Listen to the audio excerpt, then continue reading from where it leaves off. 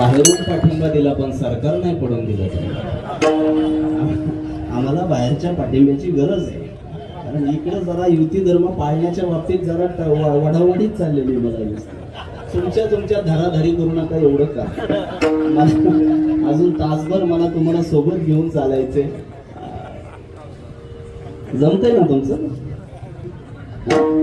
येत नाही का तुम्ही? वा वा मित्र वणव्यामध्ये जानेवारीचा हप्ता आलाय वाटतं.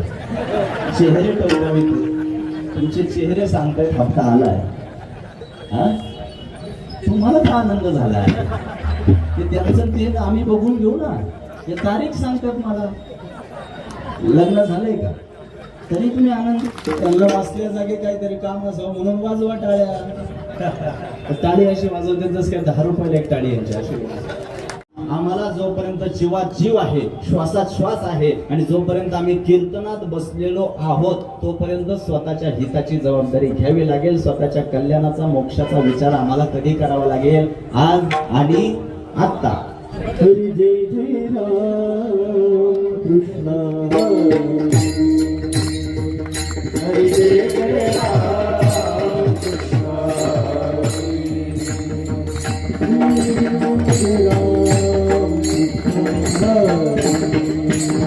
हरी जय जय राम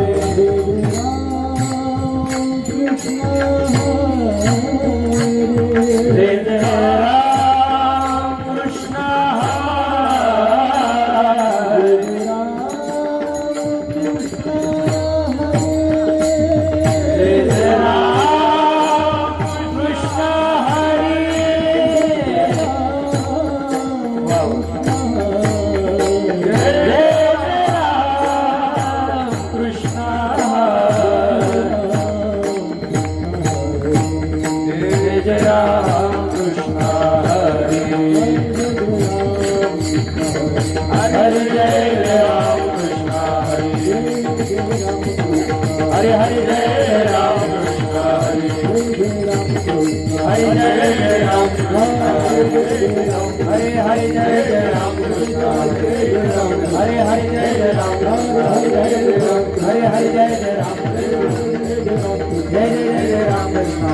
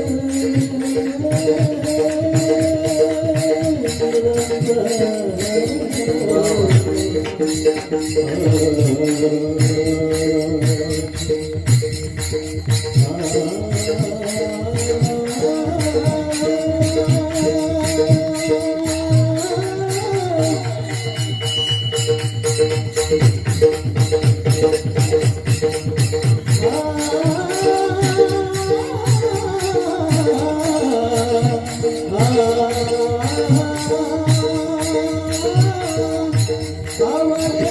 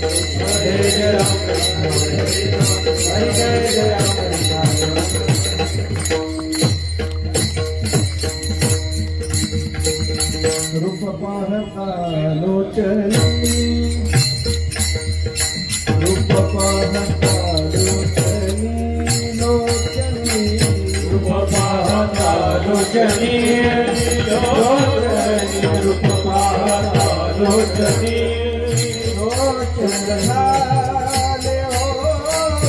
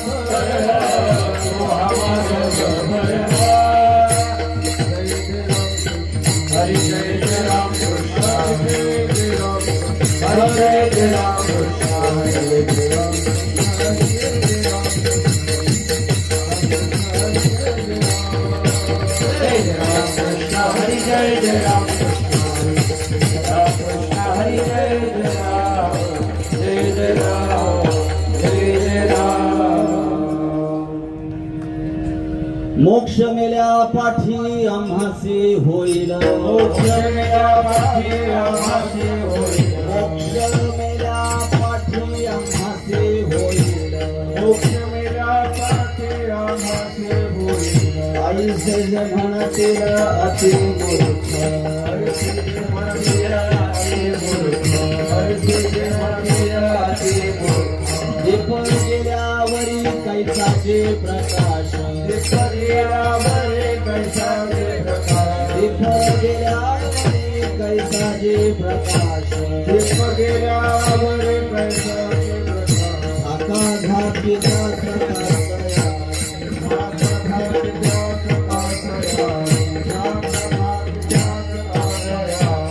नववरी देह आहे तववरी साधन, नववरी देह आहे तववरी साधन, नववरी देह आहे तववरी साधन, नववरी देह आहे तववरी साधन. करुणी अज्ञान सिद्ध करा, करुणी अज्ञान सिद्ध करा, करुणी अज्ञान सिद्ध करा.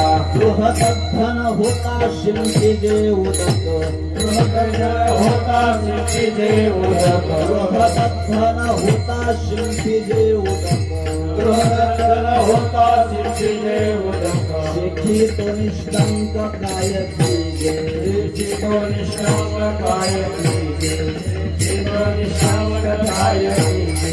आहे मी हा कोण करावा विचार, आहे मी हा कोण करावा विचार, आहे मी हा कोण करावा विचार, आहे मी हा कोण करावा विचार. हरे ज्ञानेश्वर निवृत्तीचा, ज्ञानेश्वर निवृत्तीचा, ज्ञानेश्वर निवृत्तीचा. दीप गेल्यावरी कैसाचे प्रकाश, बदिल्यावरी कैसाचे प्रकाश, दीप गेल्यावरी कैसाचे प्रकाश, बदिल्यावरी कैसाचे प्रकाश.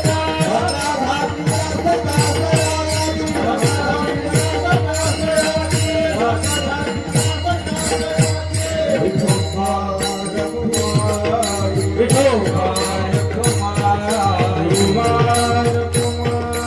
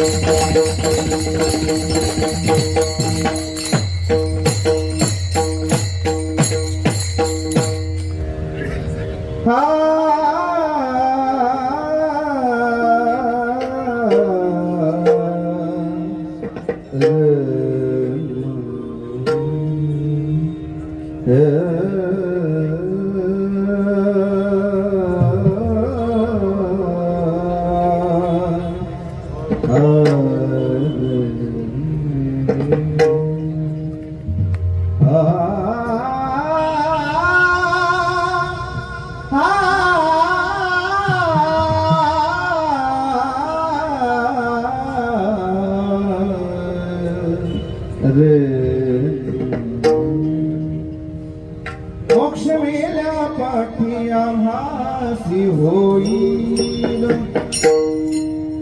मोक्ष मेल्या पाठी आम्हासी होईल मोक्ष मेल्या पाठी आम्हासी होईल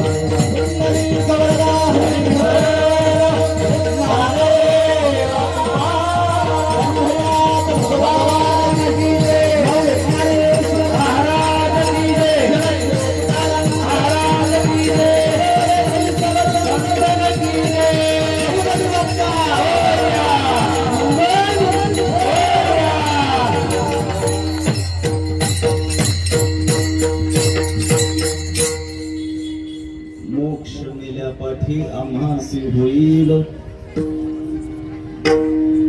मोक्ष मेल्यापाठी आम्हासी होईल, ऐसे जे म्हणतील अति मूर्ख, दीप गेल्यावरी कैचा जे प्रकाश, झाका झाकी त्यास कासयाची, जबवरी देह आहे तबवरी साधन, जबवरी देह आहे तबवरी साधन, करून या ज्ञान सिद्ध करा, दीप गेल्यावरी कैचा जे प्रकाश, झाका झाकी त्यास कासयाची, गृह दग्ध न होता शिंपी जे उदक, शेकी तो निष्कंक काय कीजे, दीप गेल्यावरी कैचा जे प्रकाश, झाका झाकी त्यास कासयाची, आहे मी हा कोण, आहे मी हा कोण करावा विचार, म्हणे ज्ञानेश्वर निवृत्तीचा दीप गेल्यावरी कैचाचे प्रकाश झाका झाकी त्यास कास याची पांडुरंगा करो प्रथम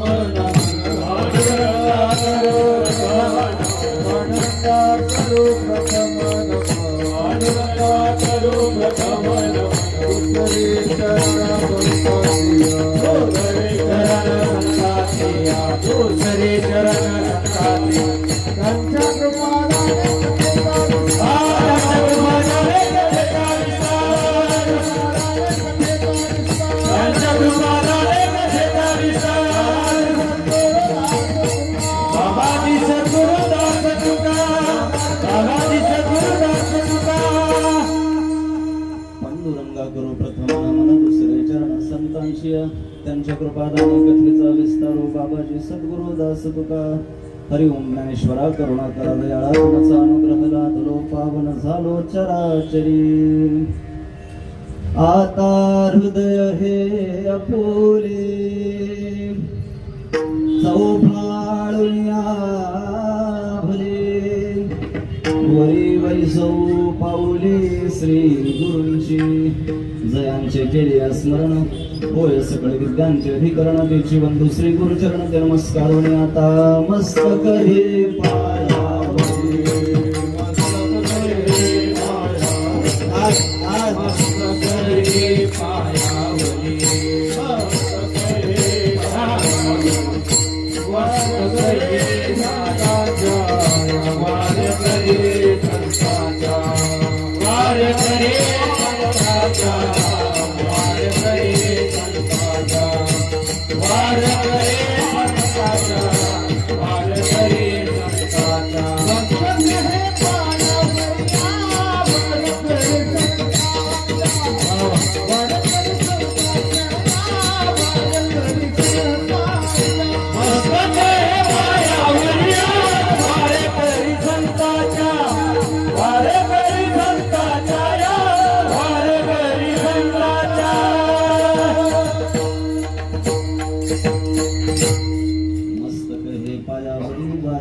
संतांच्या मोक्ष मेल्या पाठी आम्हासी होईल मोक्ष मेल्या पाठी आम्हासी होईल ऐसे जे म्हणतील ते मूर्ख दीप गेल्यावरी कैचाचे प्रकाश झाका झाकी त्यास कासयाची जववरी देह आहे तववरी साधन करुणी अज्ञान सिद्ध करा दीप गेल्यावरी कैचाचे प्रकाश झाका झाकी त्यास कासयाची गृहदग्ध न होता शिल्पीचे उदक शेखी तो निष्ठंक काय केजे दीप गेल्यावरी कैचाचे प्रकाश झाका झाकी त्यास कासयाची आहे मी हा कोण करावा विचार म्हणे ज्ञानेश्वर निवृत्तीचा दीप गेल्यावरी कैचाचे प्रकाश झाका झाकी त्यास कासयाची विठ्ठल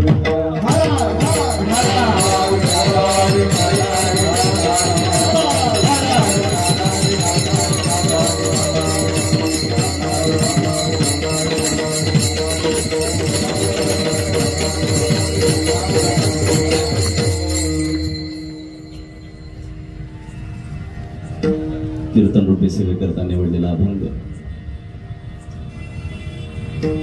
योगी यांची माऊली साधकांचा मायबाप अखंड समाधीस्थ असणारे अलंकापूर निवासी भगवान श्री ज्ञानोबाराय कैवल्य साम्राज्य चक्रवर्ती संत श्रेष्ठ ज्ञानेश्वर महाराजांचा 5 चरणांचा आणि प्राप्त परिस्थितीमध्ये आपल्या सर्वांना अत्यंत मार्गदर्शक अत्यंत उद्बोधक करणारा अभंग आज कीर्तनासाठी मी निवडतो. अभंगावर बोलण्यापूर्वी थोडासा परिहार अल्पसा परिचय देणं भक्त्याला बंधनकारक. सुरू असलेल्या ह्या कार्यक्रमाचं औचित्य आणि निमित्त जरी उपस्थितांना ठाऊक असलं तरी देखील सांगणं वक्त्याचं प्रधान कर्तव्य ठरतं. या न्यायानं सांगायचं झालं तर सुरू असलेला हा नामयज्ञ सोहळा चिंतामणी गणेश मित्र मंडळाचं गणेश जयंती उत्सवाचं आणि अखंड रणम सप्ताहाचं माझ्या माहितीप्रमाणे हे 15वं वर्ष.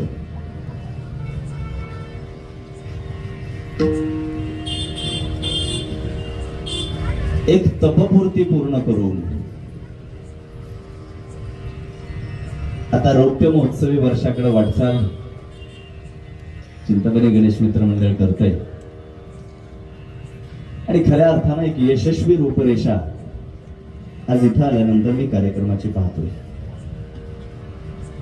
कीर्तनाला उपस्थित टाळकरी वृंद,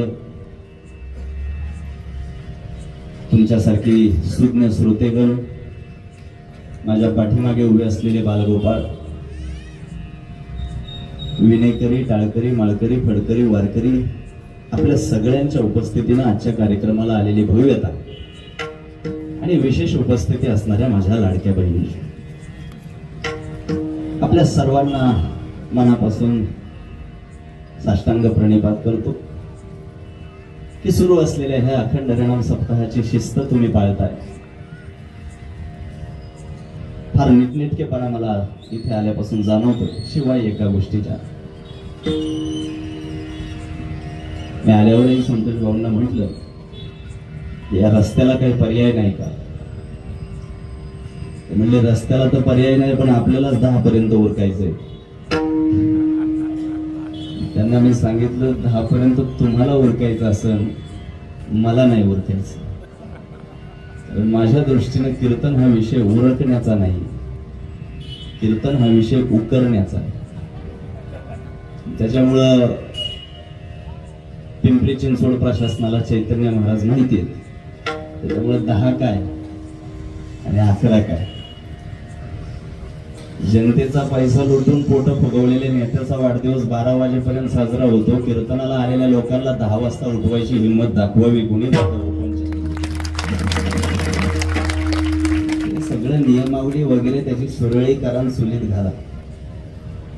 जगद्गुरु तुकोबरायांच्या भूमीतला माझा जन्म आहे, देहूच्या पंचक्रोशीतलं माझं गाव आहे आणि जगद्गुरु तुकोबरायांची तपोभूमी असणाऱ्या भामचंद्र डोंगराच्या मातीत माझा जन्म असल्या कारणानं तो स्पष्टपणा आणि तो परखडपणा आता क्षणोक्षणी तुम्हाला माझ्या बोलण्यात जाणवेल. कुणाला टोचलं बोचलं तर त्याला घरी सोडण्याची व्यवस्था मी केलेली. तुमची मन राखून बोलण्यासाठी आणि गुजीगुजी करण्यासाठी मी काही सब कॉन्ट्रॅक्टर नाही. मुळात अलीकडल्या काळामध्ये आमच्यातल्याच काही अपवादात्मक मंडळींनी तुम्हाला विनोदी कथा ऐकवण्याचा जो भडीमार लावलेला आहे, त्याच्यामुळे काही श्रोत्यांचा गोड गैरसमज असा झालाय की सासू सुनांच्या 5 विनोदी कथा म्हणजेच कीर्तन की काय, असं समजणाऱ्यांचं आज व्यवस्थित भांडवल मी जप्त करणार आहे. आणि आपल्याला अत्यंत अभ्यासानं आणि स्वाध्यायानं नियोजित अभंगाचा विचार करत असताना कीर्तन हा मोक्ष प्राप्तीचा कसा विषय आहे हे अत्यंत इथिकल आणि तात्विक मार्गाने समजून घ्यायचं. एका गोष्टीत मी आजपर्यंत तडजोड केली नाही आणि ती म्हणजे मला कीर्तनात कमालीची शांतता आणि एकाग्रता अपेक्षित असते. आणि नेमकं आज इथंच बोट ठेवलं गेलंय. माझ्या बाजूला आता गाड्यांचा आवाज येतोय, त्याच्यामुळे पुढचा काहीसा वेळ माझ्यावर फार मोठं आव्हान आहे की आता हे सहन करत करत विषयाचं प्रतिपादन करायचं. पण हे स्वाभाविक आहे. आपल्याकडे जागा राहिल्यात कुठं? वाक्य दुरुस्त करतो, आपण जागा ठेवल्यात कुठे? कळतंय का? ग्रामस्थ प्रॉपर गावकरी लोक जे असतील त्यांना हा टोमणा बराच लागला असेल खोलवर. स्वतःला गुंठा मंत्री म्हणून घेता घेता गुंठा सुद्धा आता शिल्लक राहिलेला नाही. हे दुःख जरा आपण पुढच्या पिढीला समजून सांगितलं पाहिजे. मला फार याच्यावर बोलण्याची गरज नाही. आम्हाला रस्त्यावर कीर्तनाचा मंडप टाकायची वेळ आली, याच्यावरून भविष्याची काळजी तुम्ही लक्षात घेतली पाहिजे. हे मी माझं मत तुमच्यावर लागत नाहीये. जगद्गुरु तुकोबरायांचं वचन आहे, उभ्या बाजारात कथा हे तो नावडे पंढरीनाथ. मी सबळ पुराव्याशिवाय बोलत नाही. त्याच्यामुळे पुढे जात असताना अधिकाधिक चांगल्या स्तरावर कशी सुधारणा करता येईल ते आपण एकत्र मिळून करू. मी चिमटा घेऊन पळून जाणार नाही. एकत्रितपणे आपल्याला हा सगळा ज्ञानयज्ञ सोहळा जबाबदारीनं पुढे न्यायचा आहे. मी प्रास्ताविकामध्ये सुरुवातीला या मोजक्या गोष्टींवर प्रकाश टाकला तो यासाठी की कीर्तनाला आलेल्या लोकांना कीर्तन विषयाचं गांभीर्य असलं तरच विषय समजायला सोपा जातो. कालही कोणते तरी महाराज होते, आजही कोणता तरी बाबा आलाय, मोजकी बडबड करेल, निघून जाईल. आपल्या पदरात पडलं काय ना हाताला लागलं काय याचा जर लेखाजोखा आपल्याला करता नाही आला तर मला असं वाटतं की ते फार मोठं नुकसान आहे. आणि म्हणून इतक्या मोठ्या संख्येनं उपस्थित असणारा हा सुज्ञ श्रोतागण, माझ्या नजरेत तुमच्या वेळेची किंमत ही खरोखरीच अमूल्य आहे. टाळकरी झालं, मृदंगाचार्य झालं, गायनाचार्य झालं, इथे बसलेला प्रत्येक समाजातला जो घटक आहे, प्रत्येक क्षेत्रातला जो मान्यवर आहे, जर आग्रहानं कीर्तन ऐकण्याची भूमिका आज या ठिकाणी घेत असेल आणि इथे येऊन 2 तास बसत असेल, तर एक वक्ता म्हणून आणि या सभा मंडपाचं नेतृत्व, या कीर्तन व्यासपीठाचं नेतृत्व करणारा एक वक्ता म्हणून माझी नैतिक जबाबदारी आहे की तुमच्या वेळेचा अपव्यय होणार नाही याची मी काळजी घेतली पाहिजे. आणि म्हणून सुरुवातीलाच मी काहीशा गोष्टींवर प्रकाश टाकला. ते पत्रिकेवर पाहिलं, कार्यक्रमाचं वर्षाचं जो आकडा आहे तो 15 वर्षाचा आहे. निश्चितच 15 वर्षांचा प्रवास हा काही सहज झालेला नाही. अनेक आव्हानं पेलत, अनेक अडचणींवर मात करत तुम्ही सगळ्या मंडळींनी हा कार्यक्रम सुरू ठेवलाय. दिवसेंदिवस हा कार्यक्रम कात टाकून पुढे चाललाय.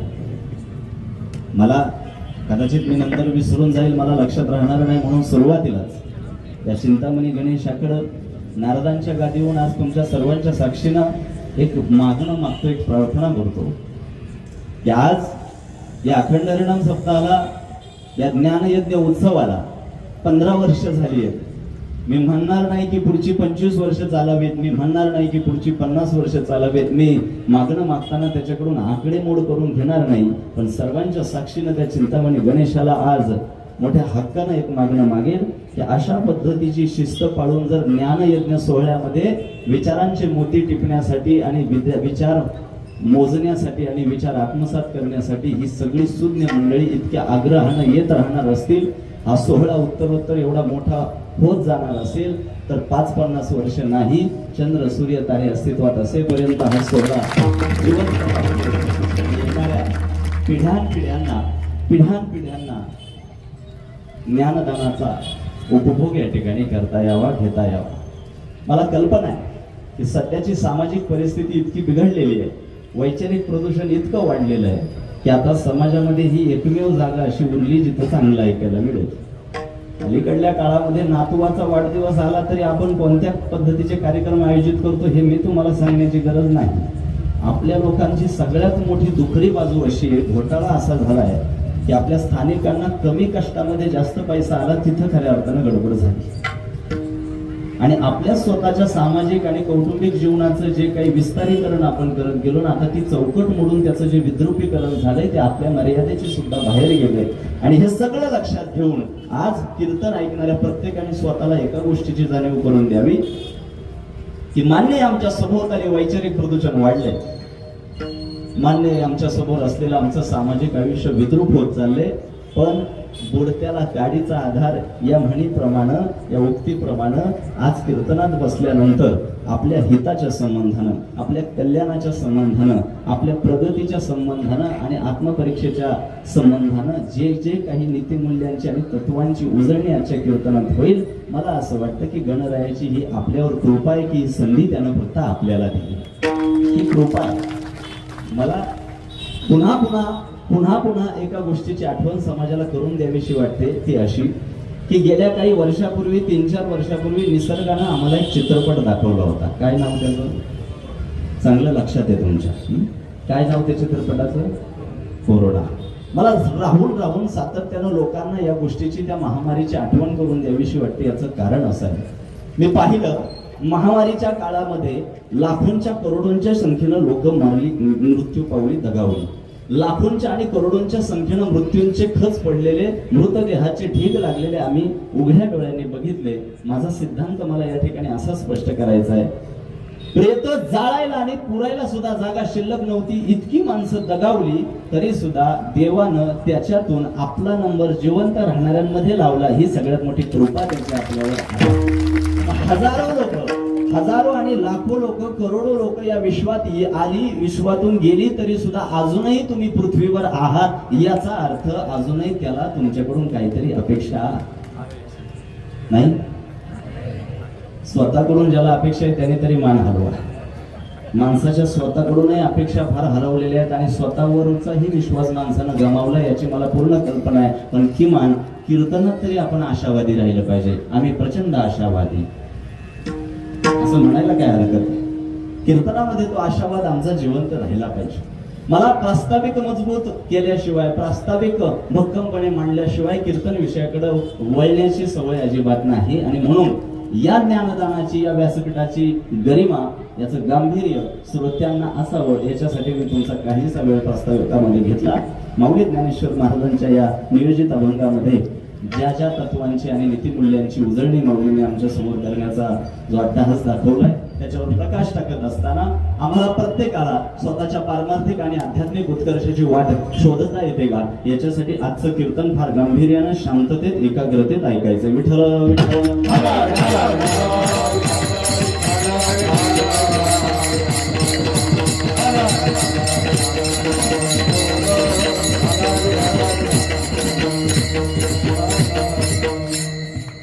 अभंग माऊली ज्ञानेश्वर महाराजांचा आहे. वारकरी संप्रदायाशी संबंधित असणारी तुम्ही सगळे अनुभव संपन्न मंडळी. महाराज कोणत्याही कीर्तनाला आजपर्यंत तुम्ही जेव्हा जेव्हा गेलात तुमच्या एक गोष्ट लक्षात आली असेल की बहुतांश कोणत्या महाराजांचे अभंग निवडले जातात कीर्तनाला. तुका म्हणे, फार फार तर नामा म्हणे, आणि फार झालं तर एका जनार्दनी. माऊली ज्ञानेश्वर महाराजांच्या अभंग निवडीकडे फार कोणी डोकं लावत नाही. कारण इथे अभ्यासाचीच निकड आहे. इथं माथे फोड करावी लागते, उचलली जीभ. बरं पाठे तुम्हाला इथे असा प्रकार चालत नाही. माऊलींच्या बाबतीत जगद्गुरु तुकोबाराय जे वारकरी संप्रदायाच्या कलशावर विराजमान झाले ते सुद्धा माऊलींच्या बाबतीत म्हणतात, तुका म्हणे नेनो युक्तीची ते खोली मनोनी ठेवली पायी. यांच्या ज्ञानाची, यांच्या युक्तीची, यांच्या हुशारीची, यांच्या बुद्धिमत्तेची उंची, यांची खोली मलाही अजून सापडली नाही आणि आम्ही ती सापडू इच्छितही नाही. ते आमच्या पात्रतेच्या बाहेरचं आहे. आम्ही एकच केलं, म्हणून ठेविली पायी डोई, पायी ठेवी जे माथा हेची भले. माऊली ज्ञानेश्वरांच्या बाबतीत विचार करायचा झाला तर तिथं तर्काधिष्ठानावर बोलणाऱ्यांना जागा नाही. जागतिक पातळीवरच्या नीतिवेत्या आणि तत्ववेत्यांना सुद्धा अभ्यासासाठी उपयुक्त ठरेल असं साहित्य माऊली ज्ञानोबारायांनी दिलं. आजचं कीर्तन जरा स्वाध्यायी ठरावं म्हणून तुमच्या ज्ञानात भर पाडण्यासाठी पोटतिडकीनं बोलतोय. ज्यांना विनोदीच कथा ऐकायच्या त्यांच्यासाठी आजचं कीर्तन थोडंसं आळणीच वाटेल याची मला खात्री आहे. पण ह्यांचं मनोरंजन होईल की नाही याच्याशी मी बांधील नाही. तुमची करमणूक होईल की नाही याच्याशी मी बांधील नाही. हो, पण इथे आलेल्या प्रत्येक व्यक्तीच्या पदरामध्ये आजच्या अभंगाच्या संदर्भानं विचारांचं आणि विचारांचंच दान टाकेल याचा मात्र वचननामा मी तुम्हाला देतो. वारकरी संप्रदाय हा समाजाची नैतिक इयत्ता ठरवणारा मानदंड ठरला. तो असाच नाही ठरला.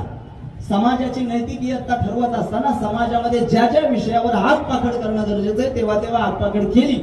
जेव्हा जेव्हा बोट ठेवून दुरुस्त करण्याची वेळ आली तेव्हा तेव्हा ती दुरुस्ती वारकरी संप्रदायाने केली.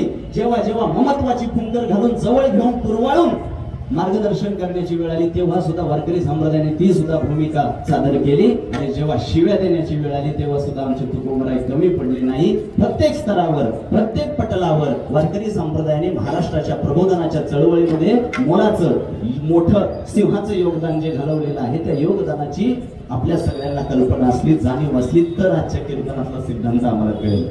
वारकरी संप्रदायाबद्दल अत्यंत प्राथमिक सुद्धा माहिती तुम्हाला नसेल तर मला नाही वाटत की कीर्तन ऐकण्याचा नैतिक अधिकार तुम्हाला आहे. भलेही आमचे तुकोबाराय म्हटले असतील, या रे लहान थोर याती भलती नारी म्हटले तुकोबाराय, त्यांनी केलं मन मोठं. पण मी त्याच्या अलीकडे थांबून थोडस म्हणतो, कीर्तन ऐकायचा अट्टहास दाखवणाऱ्या प्रत्येकाला किमान वारकरी संप्रदायातल्या प्रमुख संतांची तरी माहिती असावी. विठ्ठल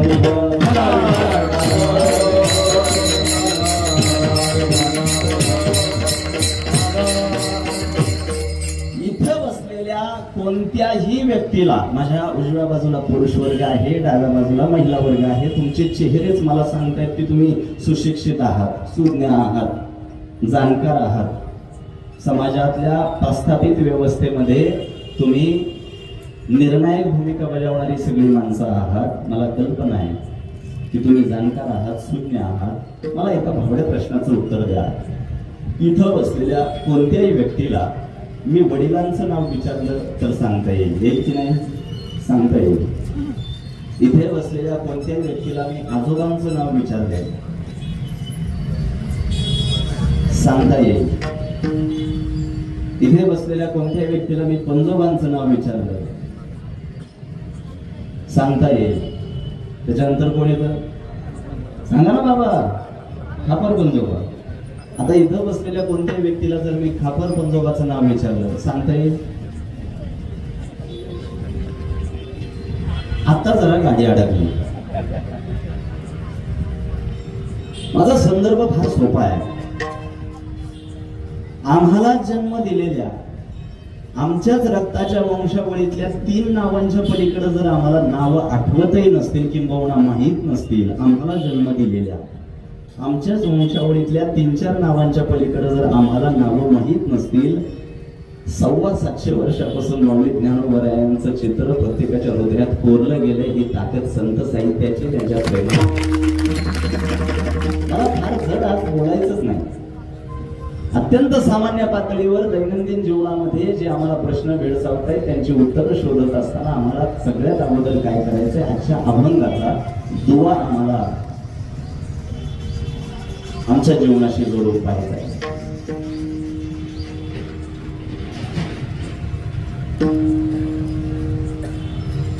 वाडेकर महाराजांचं कीर्तन सुरू आहे. अभंग निरूपण सुरुवात झाली आहे. अचानक एखादा ट्रॅक्टर येतो आणि डीजेचं गाणं कानावर पडतं आणि कीर्तनातलं मन उठून त्या ट्रॅक्टरवर बसतं. करणे भोंगे लावलेत ना वर, त्याचा आवाज बंद कर. इथल्यालाच ऐकून घरच्यांची काळजी नको करू. ज्यांचे पाय इकडे येण्यासाठी धजावले ते आलेत. अजूनही अशी काही लोक आहेत ज्यांच्या कानावर कीर्तनाचा आवाज पोहोचतोय पण ते पाय पसरून टीव्ही समोर बसून कॉफीचा कप घेऊन हातात बसलेत. ते कर्मदरिद्री आहेत. इथं येण्यासाठी भाग्य असावं लागतं. ते आपण सगळ्यांनी कमवलंय, ते त्यांच्या पदरी नाही. कीर्तन चांगलं, कीर्तन चांगलं होय अंग. इथं येण्यासाठी भाग्य असावं लागतं. नाचू कीर्तनाचे रंगी, नाचू डांबरीवरती नाही, नाचू कीर्तनाचे रंगी. धन्य जगी तोची एक. इथे येण्यासाठी भाग्य असावं लागतं. आता ह्या सुद्धा महिला एवढ्या मोठ्या संख्येनं आल्या. कल्पना करा, याच्यातील प्रत्येक महिला इकडे येत असताना शेजारच्या बाईला म्हटली असेल की चैतन्य महाराजांचं कीर्तन आहे, 3रा दिवस आहे, येतेस का? फार छान ऐकायला मिळतं, विचारांची देवाणघेवाण होते, येतेस का? मग ती शेजारची बाई म्हणाली असेल आज जरा पाहुणे येणार आहेत, मला वाटत नाही जमेल म्हणून. तुला जमेल की नाही हा प्रश्न नाही, तुला इथे जागा नाही. तुका म्हणे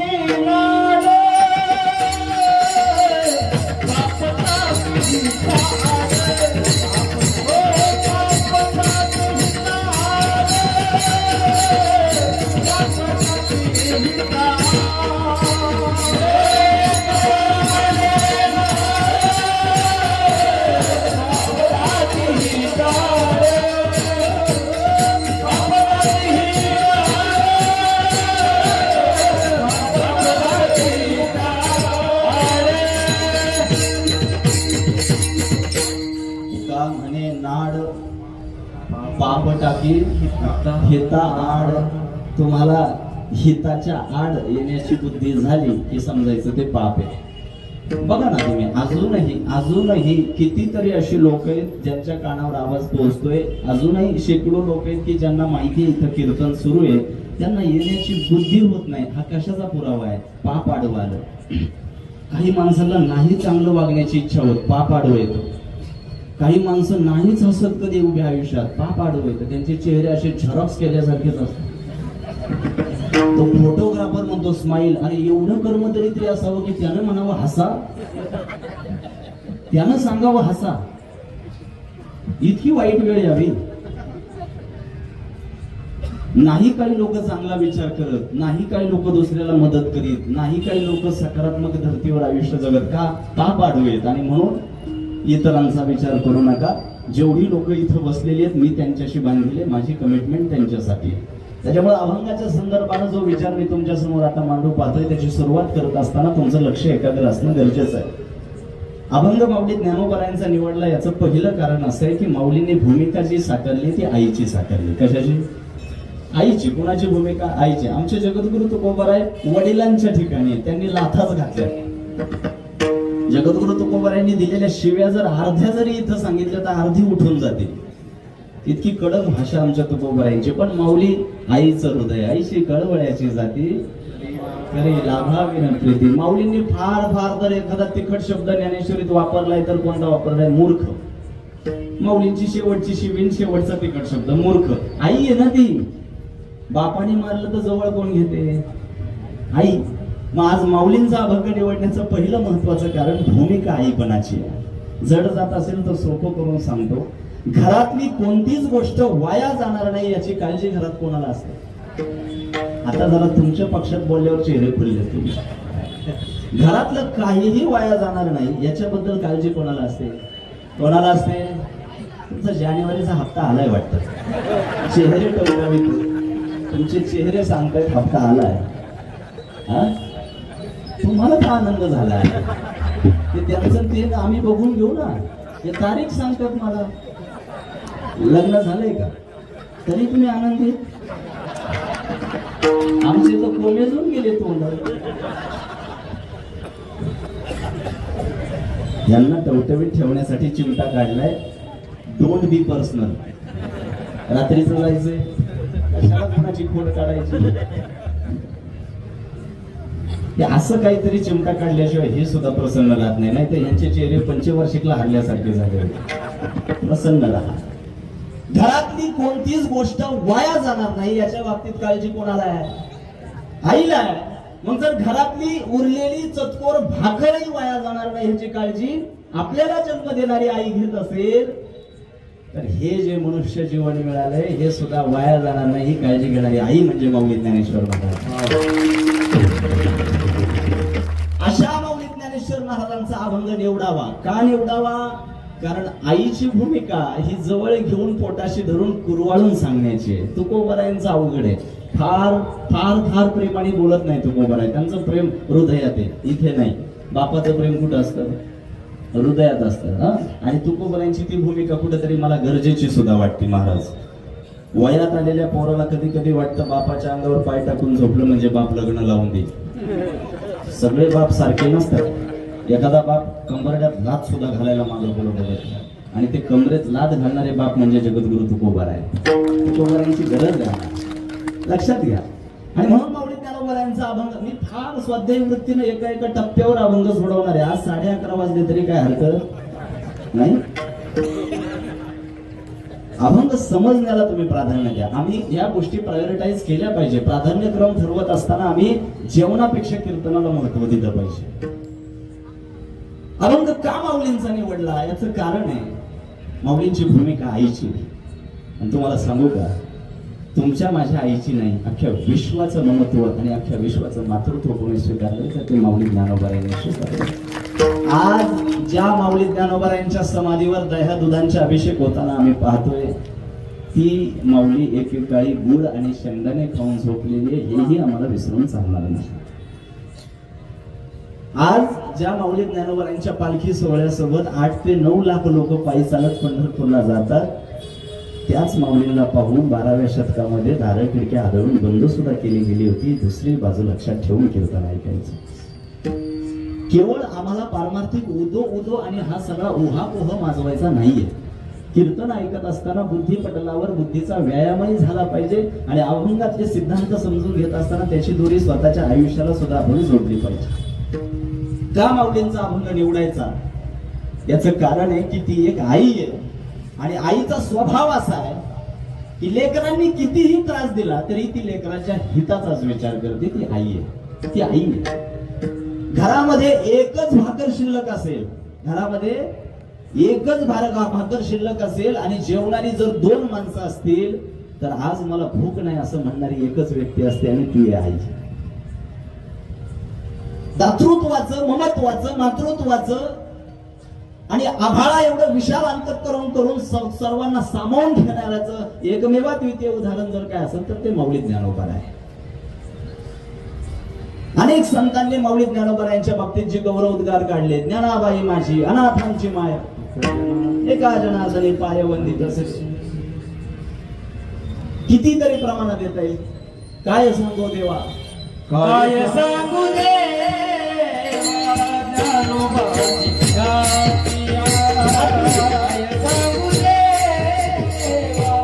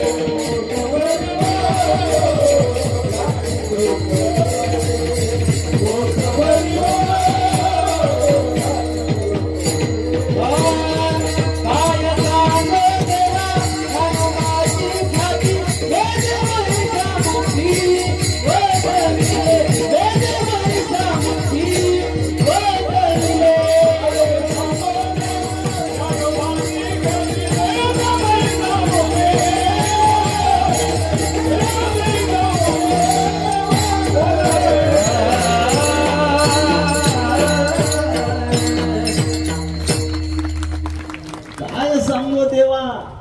नामदेवराय देवासमोर उभे राहिले, पंढरपूरला देवाची भेट घेतली आणि त्यावेळेस पांडुरंगानं नामदेवरायला विचारावं, नामा आपला ज्ञानोबा कसा आहे रे. काय सांगू देवा, ज्ञानोबाची ख्याती वेद महिषामुखी. इथे शब्द महिषामुखी आलाय, रेड्यामुखी नाही. कारण अलीकडल्या काळात एवढे बुद्धिवादी प्राणी वाढलेत शिक्षणाच्या जोरावर, ते म्हणतील रेड्या आडनावाचा एक माणूस असेल. त्याच्यामुळे इथे थोडस पुढच्या टप्प्यावर जाऊन रेड्यामुखी नाही, मग महिषामुखी. आहे का महिषा एखादा इथं दिसायला? आहे, नावाठी नाही ना. सगळ्यात निर्बुद्ध प्राणी रेडा, त्याला सुद्धा वेद ओदायला लावणारी ताकद माऊलींची. रस्त्याने जात असताना अचानक जर रेडा आडवा आला आणि तुम्ही हॉर्न कितीही जोरात दाबून ठेवलं तरी सुद्धा तो काय हाल्या मागं बघून वळून बघत पार तुमची गाडी त्याच्या ठोंगणाला जरी चिटकली हळूच मागं वळून बघते, मालक आहे काय मोहा बाजूला. सगळ्यात निर्बुद्ध प्राणी जर कोणता असेल तर तो रेडा. आणि त्या रेड्याला सुद्धा वेद वाजवायला लावला महाराज. माऊलींनी रेड्याला एकदा नाही दोनदा वेद वाजवायला लावला. हे मी जबाबदारीनं बोलतो, दोनदा. कसं? एकदा 750 वर्षापूर्वी आणि एकदा आज तुमच्या समोर. टाळ्या मला रेडा म्हटलोय म्हणून वाजवताय, नेमका आनंद कशाचा आहे? जरा भानावर राहा. बरं, पुढचं बोलू का? मला रेडा समजला तरी काय हरकत नाही, पण वेद पचवण्याची ताकद ठेवा. वेद पचवण्याची ताकद नाही आणि वरून मला रेडा म्हणताय. अभंग माऊली ज्ञानोबरांचा का निवडलाय? रेड्याच्या सुद्धा मुखातून वेद ओदवण्याची ताकद ठेवणारे माऊली ज्ञानोबराय तुमच्या माझ्यासारख्यांचे अपराध पोटात घेतात. कारण ती एक आई आहे. आज त्या ममत्वाच्या आणि त्या मातृत्वाच्या पांघरुणाखाली येऊनच आम्हाला आज ज्ञानोबरायांच्या अभंगाचा विचार करायचा. आणि त्या अभंगाचा विचार करत असताना प्रत्येक चरणातला सिद्धांत स्वतःच्या आयुष्याशी जोडून बघायचा. विठ्ठल विठ्ठल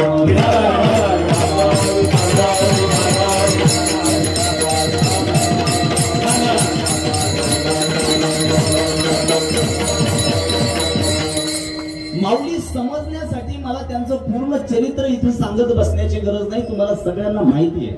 पण केवळ माऊली ज्ञानोबरांचं दातृत्व, माऊली ज्ञानोबरांचं मातृत्व आणि माऊली ज्ञानोबरांचं मन, अंतःकरण किती आभाळ एवढं मोठं आहे, आभाळ सुद्धा ठेंगणं वाटावं हे लक्षात येण्यासाठी, ही गोष्ट अधोरेखित करण्यासाठी माझ्या आवडीची त्यांच्या आयुष्यातली एक छोटीशी गोष्ट सांगतो आणि अभंगाकडे मी जातो. डोळ्यासमोर चित्र आणा. शतक 12वं, 12व्या शतकाच्या शेवटी आणि 13व्या शतकाच्या सुरुवातीचा काळ. माऊली ज्ञानोबरायांना संन्याशांची पोरं म्हणून हिणवलं जात होतं. त्यांचा समाजाने स्वीकार करावा, समाज व्यवस्थेनं त्यांची अवहेलना करू नये म्हणून धर्म मार्तंडांनी दिलेला त्या काळचा तत्कालीन धर्मपीठाचा आदेश मान्य केला आणि माऊली ज्ञानोबाराय भावंडांना एकटं सोडून त्यांच्या माता पित्यांनी काय केलं, देहांत प्रायश्चित्त घेतलं. सगळा कथाभाग तुम्हाला माहिती आहे. मला जो मुद्दा मांडायचा आहे तो समोर आहे. माता पित्यांनी देहांत प्रायश्चित्त घेऊन सुद्धा मुलांना समाजाने स्वीकारलं का? नाही. समाज असाच गांडुळासारखा दोन तोंडी समाज आहे. तेव्हा सुद्धा होता आणि आता सुद्धा आहे. नाही स्वीकारलं. आणा डोळ्यासमोर चित्र 12व्या शतकातलं 10-12 वर्षाची कोवळी मूर्ती माऊली ज्ञानेश्वर महाराजांची खांद्यावर झोळी घेतली आणि मधुकरी मागण्यासाठी सिद्धबेटाकडून गोपाळपुऱ्याकडे माऊली येत आहेत. आळंदी ज्यांनी फिरली त्यांना ही ठिकाणं माहितीये, बाकी ज्यांनी जेवल्याशिवाय जाऊ नका. ज्याला गोपाळपुरा माहित नाही त्यांनी कीर्तन तरी कशाला ऐकावं? आता मला थोडा हा स्तर जो व्यवस्थित चाललाय तो खाली नाही आणायचा, नाही तर यांची आज उजळणीच घेतली असती. आपला स्तर अभंग निरूपणाचा आहे तो आपल्याला राखायचा आहे. 12 वर्षाची ती कोवळी मूर्ती माऊली ज्ञानोबारायांची झोळी खांद्यावर घेतली आणि सिद्धबेटाकडून गोपाळपुऱ्याकडे येते मधुकरी मागण्यासाठी. गावकऱ्यांनी बघितलं. संन्याशाचं पोरग म्हणून हेटाळणी केली. दारं खिडकी आदळून बंद केली. दारं खिडकी आदळून गप्प बसेल तो समाज कसला? तत्कालीन समाजकंटकांच्या मुलांनी माऊली ज्ञानोबाराय जवळ येताना पाहिलं आणि संन्याशाचं पोरग आलं, याचा विटाळ, याची सावली सुद्धा आमच्यावर नको म्हणून माती उचलली, माऊलीच्या अंगावर फेकली. शब्द नीट ऐका. माती फेकली म्हटलंय मी, उडाली नाही. माती फेकली. काय करावं माऊलींनी? फार सामान्य पातळीवर एक प्रश्न मंजुष आज मी तुमच्याशी करतोय. सांगा मला काय करावं बरं माऊलींनी?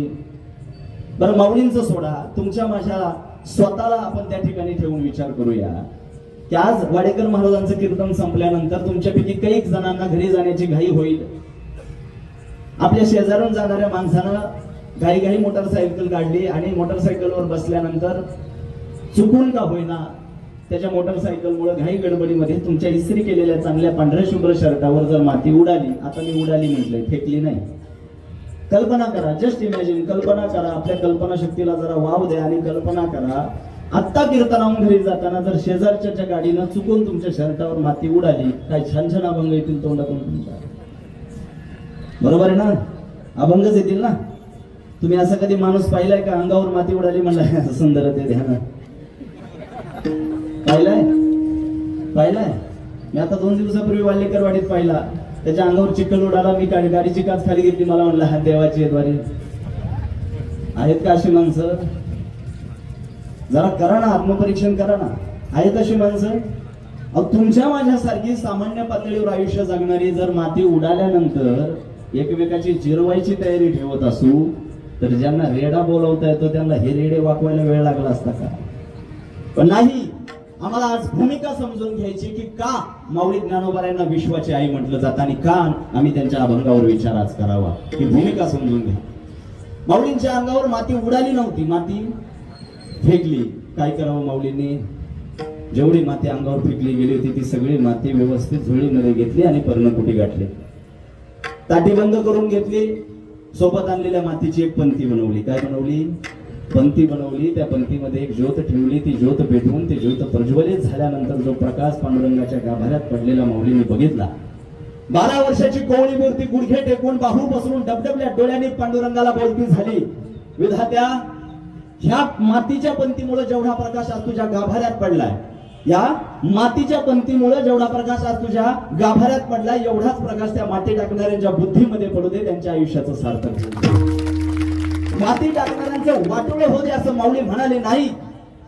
माती टाकणाऱ्यांचं वाटोळं करायला वेळ लागणार नव्हता, पण तरी सुद्धा मुखातून शब्द आले, जे खळांची व्यंकटे सांडो तया सत्कर्मी रती वाढो. पसायदान पाठ असेल तर बोला. लहानपणापासून शाळेत असल्यापासून ही पसायदानाच्या ओळी आम्ही गिरवल्या. अर्थ कधी समजून घेतलाय? जे खळांची व्यंकटे सांडो. खळ म्हणजे वाईट प्रवृत्तीचे लोक. आपण बोलता बोलता म्हणतो ना, तो जरा खळीवर आलाय. वाईट प्रवृत्तीची लोक. माऊली म्हणतात, जे खळांची व्यंकटे सांडो, ज्यांचा खळपणा वाढलाय, वाईटपणा, दुष्टपणा वाढलाय, काय त्यांचं वाटोळं होऊ दे. नाही, त्या सत्कर्मी, त्यांचं मन सत्कर्मात रत होऊ दे, ही मागणी केली म्हणून विश्वाची माऊली ठरली. असं उठा उठी कोणी माऊली ठरत नाही. अहो, माऊली म्हणायला सुद्धा माऊली सारखं आयुष्य जगावं लागलं. आणि त्या माऊलीचं दातृत्व, त्या माऊलीचं मातृत्व इतकं मोठं अंतःकरण, विशाल आभाळा एवढं अंतःकरण त्यांनी दिलं. काय सांगू का? एका वाक्यात आज त्यांच्या नावाचा बुक्का कपाळावर लावणाऱ्याला सुद्धा जग माऊली म्हणतंय. हा सगळ्यात महत्त्वाचा.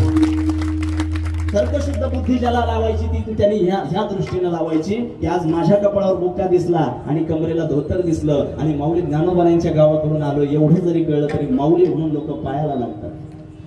ही ताकद कशाची आहे? 15-16 वर्षापूर्वी जेव्हा नवीन नवीन कीर्तन करायला सुरुवात केली होती, संत साहित्याचा अभ्यास करायला सुरुवात केली होती, तसं बसं कपडे घालायला शिकलो होतो. लहान होतो, 16-17 वर्षापूर्वीची गोष्ट. आणि पहिल्यांदा धोतर घालून माझ्या गावात पोहोचलो, चाकणला पोहोचलो आणि धोतर बघितल्या गावातली 4 लोक पाया पडली.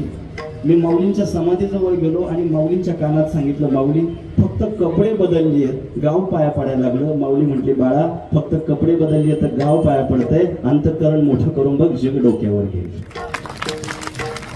माऊली व्हायचं असेल तर तुम्हाला माऊलींना समजून घ्यावं लागेल. बरं, वाडेकर महाराजांचं कीर्तन लक्षपूर्वक ऐकलं म्हणजे माऊली समजली का? इतकं बेसिक नाहीये, इतकं प्राथमिक नाहीये. मग माऊलीपणाची आणि मातृत्वाची भूमिका समजल्याशिवाय आम्हाला माऊली ज्ञानोबरायांचा अभंगही समजून घेण्याची आम्हाला नैतिक इयत्ता त्या ठिकाणी मिळत नाही, आम्हाला तो नैतिक अधिकार मिळत नाही. म्हणून ह्या अंगानं आता माऊली समजून घेतल्यानंतर किंबहुना त्यांच्या चरित्राचा हा सांगोपान थोडा तरी आढावा घेतल्यानंतर अभंगाकडे वळायचं. विठ्ठल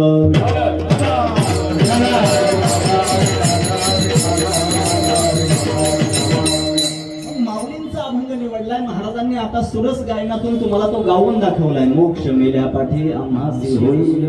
अभंगाचे शब्द नीट ऐका. मोक्ष मेल्या पाठी आम्हासी होईल, मेल्यानंतर आम्हाला मोक्ष मिळेल असं समजणाऱ्याला माऊली ज्ञानोबराय आजच्या अभंगात अतिमूर्ख म्हणतायत. काय म्हणतायत?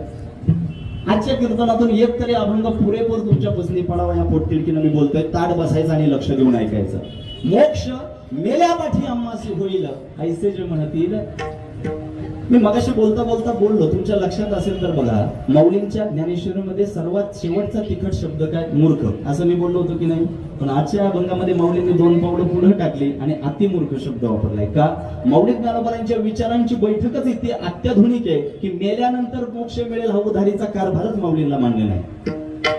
तुम्हाला उद्याचं माहिती नाही, मेल्यानंतरची व्यवस्था तुम्ही करून ठेवताय. माऊलींच्या नजरेत काय? माझ्याही नजरेत मूर्खच आहे. प्रत्येक तात्विक आणि बौद्धिक पटलावर विचार विनिमय करणाऱ्या प्रत्येक व्यक्तीच्या, प्रत्येक तत्व व्यक्तीच्या नजरेत तुम्ही मूर्ख ठराल जर मेल्यानंतर मोक्षाची अपेक्षा कराल. फार सामान्य पातळीवर येऊन सोपं करून सांगतो.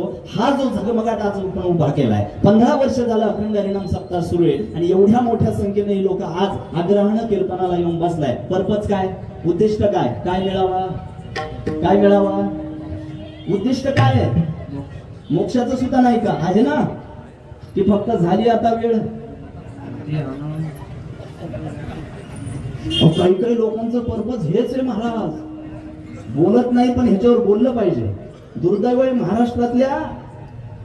महाराष्ट्रातल्या सप्ताहांमधली जर जेवण आणि पंक्ती बंद केल्या तर 80% सप्ताह बंद पडतील. निमित्त भर याच्यावालीच आहे. अन्नदानावर माझा आक्षेप नाही. ज्या माऊलींचा अभंग निवडलाय त्याच माऊलींनी ज्ञानेश्वरी सांगितले, एक शीत दिधली अन्न होय कोटी कुळाचे उद्धरण. निश्चित तुम्ही अन्नदान करा.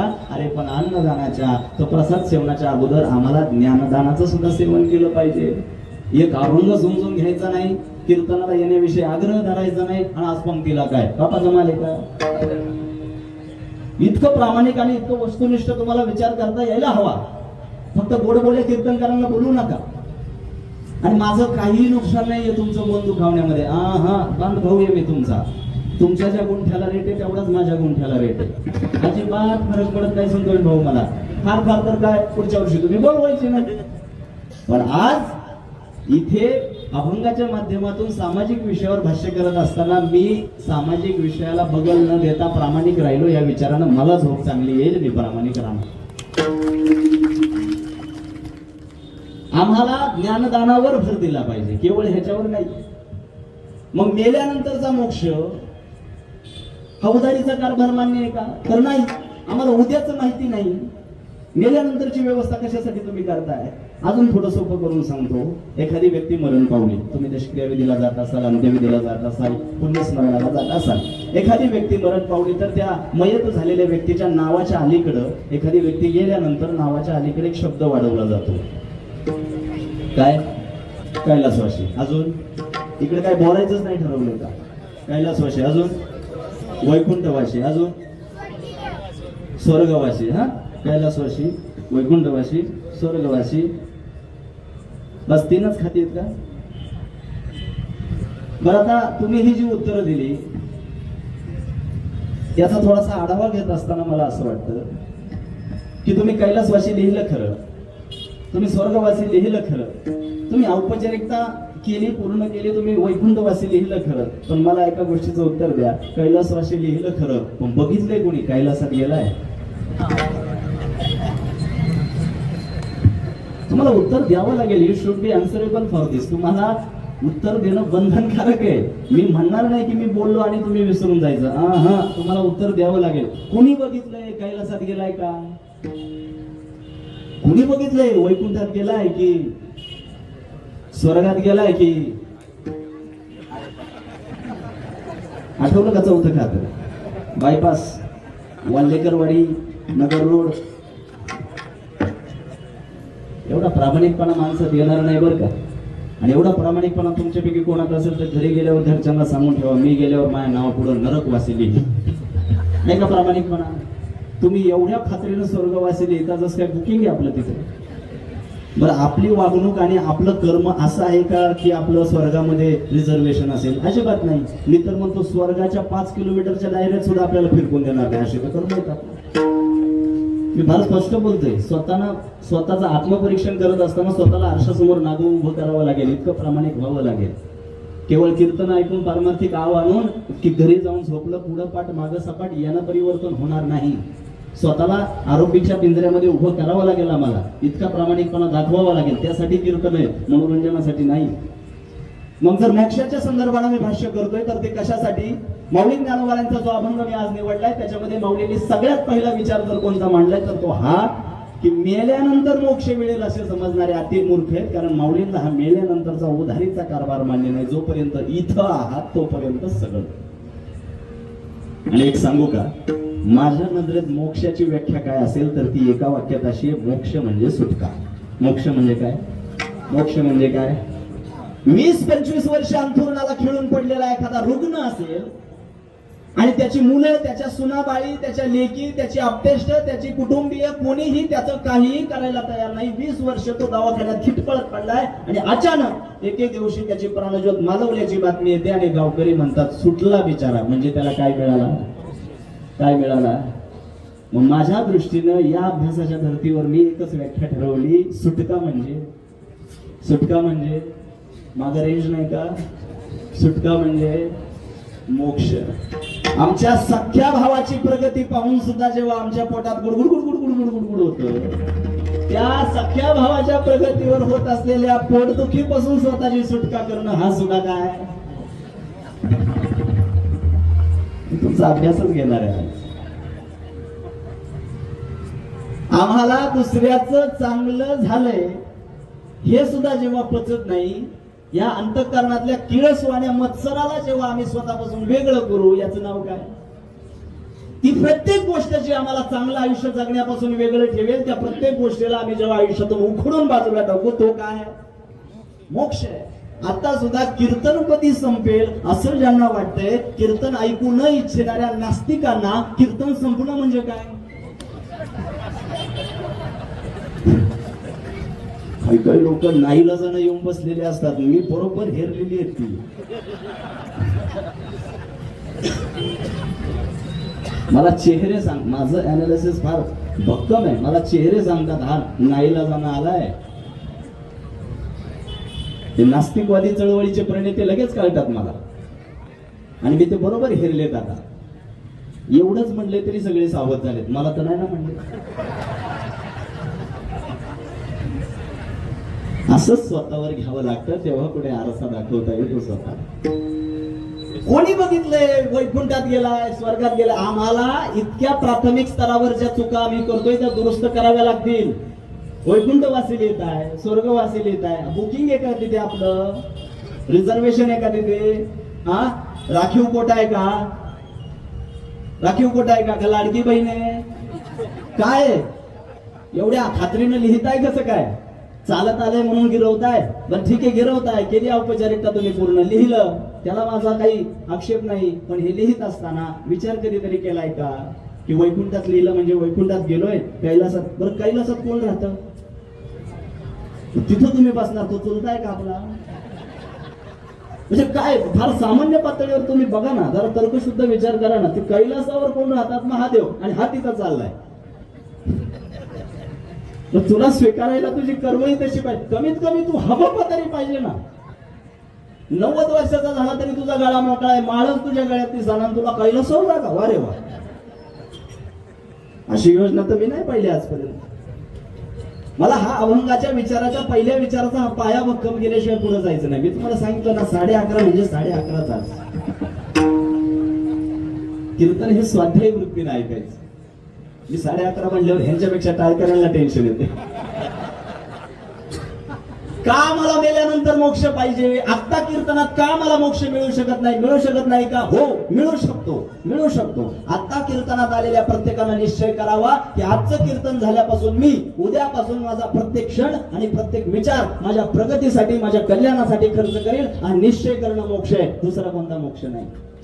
हा मोक्ष आजपासून केवळ आणि केवळ मी माझ्या हिताचा आणि मोक्षाचा विचार करण्यासाठी बांधिले. हा विचार ज्या क्षणी झाला, हा निश्चय ज्या क्षणी झाला, तो क्षण म्हणजे काय? माझ्या नजरेत हा मोक्ष आहे.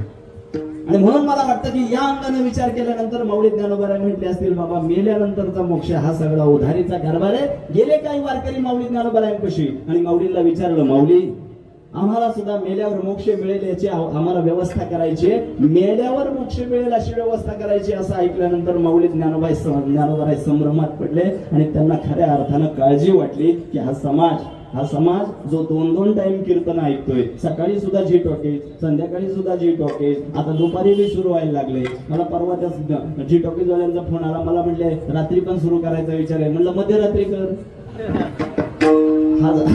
त्याची गरिमाच काही ठेवली नाही. मेथीची भाजी निसता नवरा बायको भांडता कीर्तन कानावर पडते. त्याची काही गरिमा, त्याचं गांभीर्यच काही राहिलेलं नाही. तो भाग वेगळा आहे, त्याच्यावर फार चांगलं सुचलं असतं. पण ह्या बहादराने लावलाय कॅमेरा. हे सगळ्यात बेकार प्राणी म्हणजे हा कॅमेरा. ते 2 तासाचं काहीच टाकणार नाही. ते म्हणा महाराज काय म्हणले बघा, आलो. आणि माझ्या मागं तर मीडिया हात धुवून लागलेला आहे, कुठं सापडतंय. माझा मुद्दा काय आहे? 2-2 वेळा कीर्तन आम्ही ऐकतो.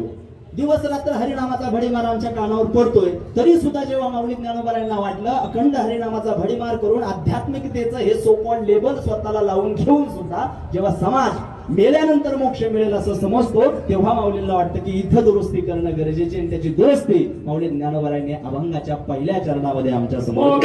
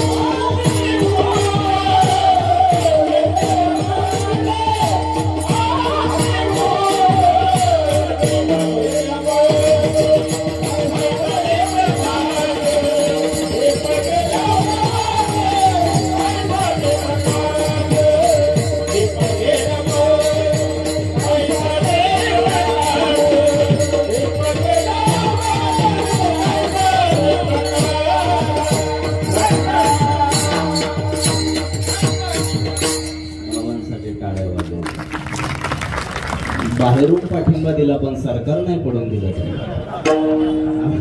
आम्हाला बाहेरच्या पाठिंब्याची गरज आहे, कारण इकडे जरा युती धर्म पाळण्याच्या बाबतीत जरा वडावडीच चाललेली मला दिसते. तुमच्या धराधरी करू नका एवढं का. मला अजून तासभर मला तुम्हाला सोबत घेऊन चालायचे. जमतंय ना तुमचं? येत नाही का तुम्ही? वा वा मित्र वणव्यामध्ये इकडून वनवा. पण तुमच्या दोघांना सुद्धा ह्यांची सर येणार नाही. जुनं खोडे त्यांनी तुमच्यासारखे वडापाव नाही खाल्ले, भाकरी खाल्ल्या. तुमचा एकही दिवस रोटी शिवाय जाईल ना. पोटाला का हात घेऊ तुम्ही? फिटनेस बघताय ना. जिमला नाही जात मी कोणत्या. ही ताकद तत्वांची आणि विचारांची. मला काय फ्रूट सलाड खायची गरज नाही. तुम्ही बघा, तुम्ही समाजात निरीक्षण करा. जी माणसं तत्वावर ठाम राहून आयुष्य जगतात ना, जी विचारांनी प्रेरक ज्यांचं आयुष्य असतं ना, त्यांच्या चेहऱ्यावर आणि शरीरावर तेजच असतं आणि ती समालोचन त्यांच्या आयुष्याचं व्यवस्थितच करताना दिसतात. ही जी इकडं तिकडं फाकलेली आहेत ना, ही सूर्यवंशी आहेत. ही लवकर उठत नाही झोपतून. आता माझा गप्पाड्या स्वभाव नसल्यामुळे मला हे तुमचं काही रंजन करण्यात या गोष्टी सांगायच्या नाहीये. आपल्याला महत्वाचा आहे अभंगाचा विषय. तुम्ही तुमच्या सुस्वरांमधून जे अभंगाचं पहिलं चरण आता गाऊन दाखवलं, त्याचे शब्द असे आहेत की मोक्ष मेल्या पाठी आम्हासी होईल, ऐसे जे म्हणतील, ऐसे जे म्हणतील. काय नाही अभंग लक्षात? अतिमूर्ख. माऊली ज्ञानेश्वर महाराज म्हणतात की आता हा दुर्लभ मनुष्य देह तुला लाभलेला असताना सुद्धा, इतकं सुंदर कर्मप्रधान आयुष्य मिळून सुद्धा तू जर मेल्यानंतरची सोय करू पाहतोय तर तू माझ्या नजरेत काय आहेस? मूर्ख नाही, अतिमूर्ख. एक टप्पा वर गेलेला आहे. मूर्ख नाही, अतिमूर्ख. ज्या माऊली ज्ञानोबरायांचा अभंग निवडलाय तेच माऊली ज्ञानोबराय ज्ञानेश्वरीत सांगतात. परिसता सव्यसाची मूर्तीला होणे देहाची, खंती करीते कर्माची तेव्हा वंधे का. इतकं सुंदर शरीर जे कर्मप्रधान मिळालेलं आहे, इतकं सुंदर शरीर जे कर्माधिष्ठानावर जर नेलं तर नरचा नारायण होऊ शकतो. तरी सुद्धा जो कर्माचा कंटाळा करतो त्याला माऊली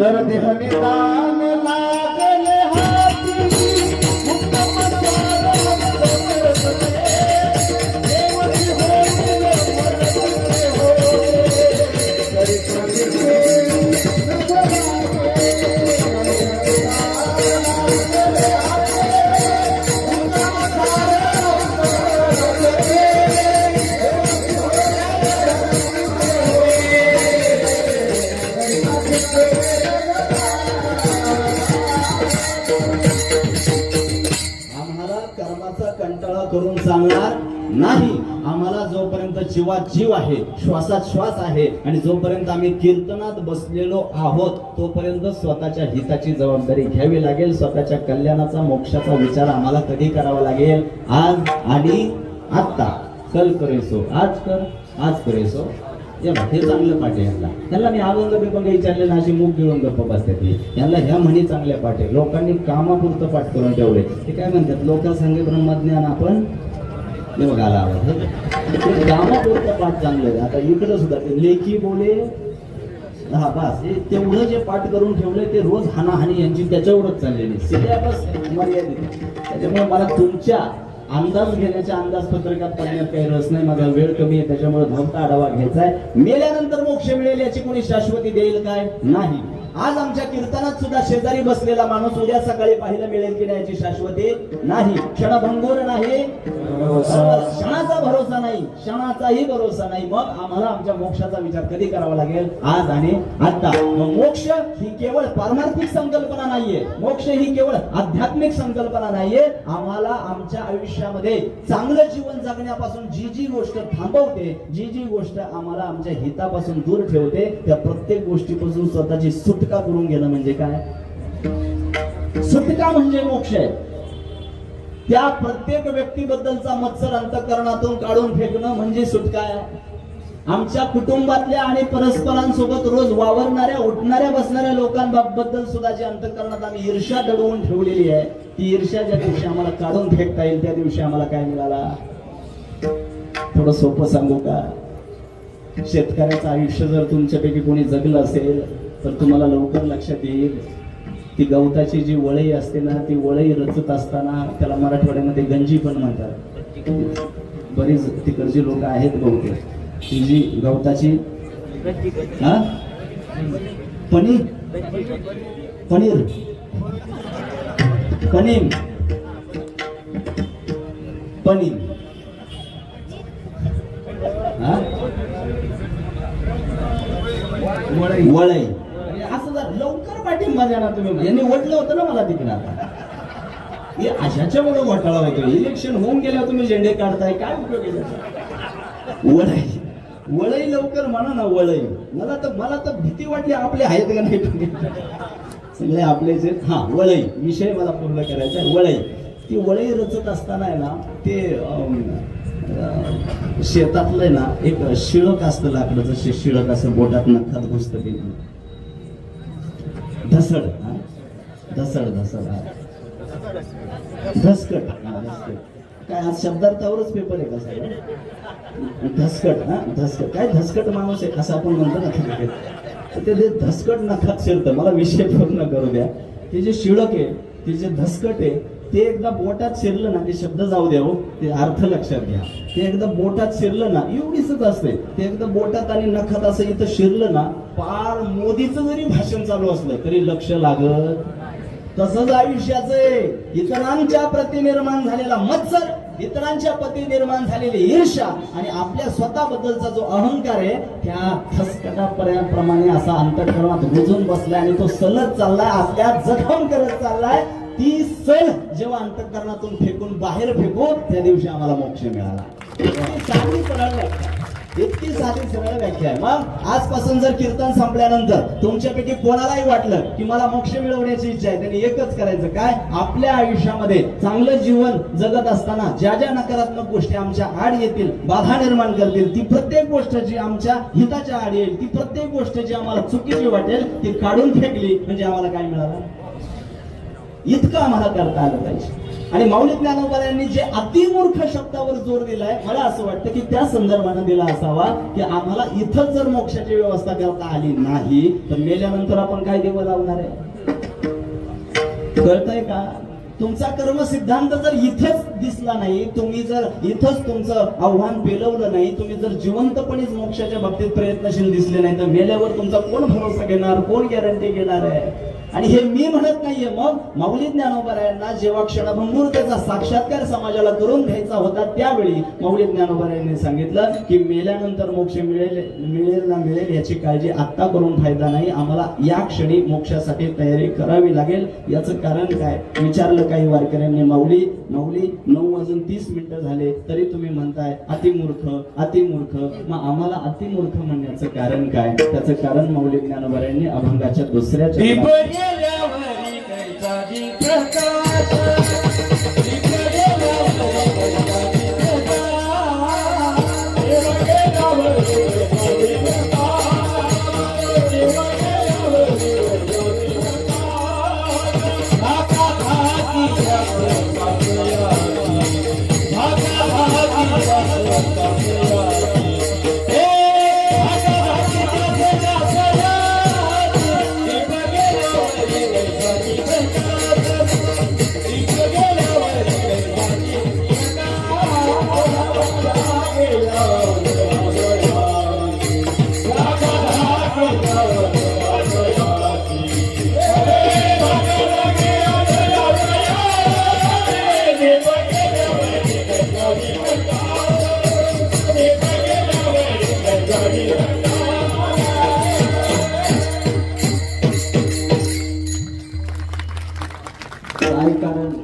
काय कारण एवढे आरडताय? काय कारण?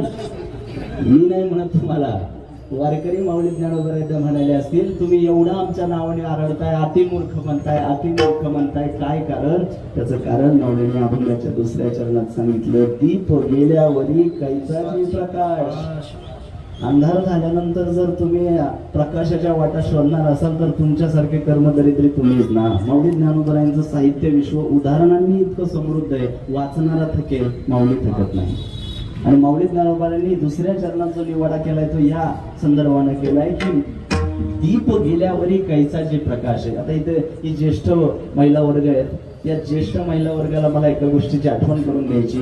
जुन्या काळामध्ये मातीची सारवलेली घरं असायची ना, हे आता आरसीसी बंगलो हे आता आले आपल्याकडे. जुनी मातीची सारवलेली घरं असायची आणि त्या घरामध्ये एक देवळी असायची. देवळी आता त्याला काय म्हणतात सांगा? हा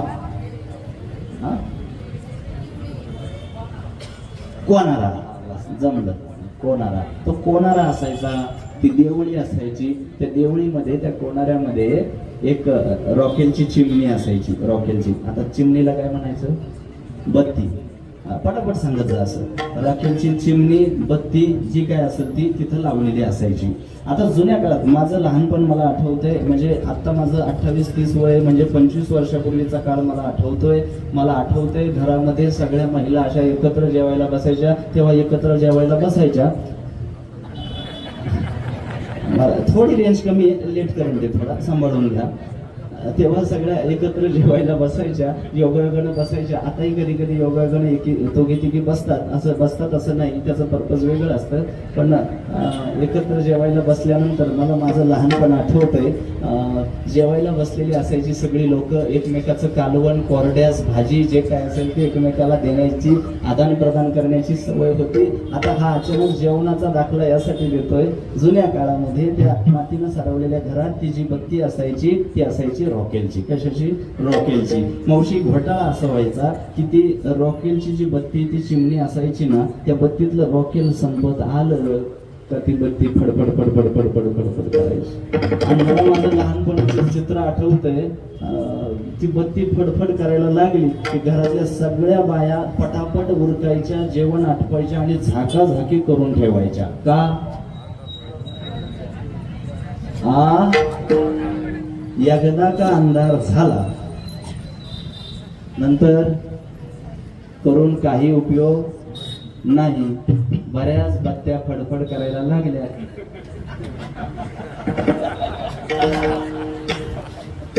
हेही ज्यांना कळलं नाही त्यांना उद्याच्या कीर्तनात भारतरत्न पुरस्कार द्या. त्यांचा फोटो इथं चौकात लावा, खाली लिहा आपण आला.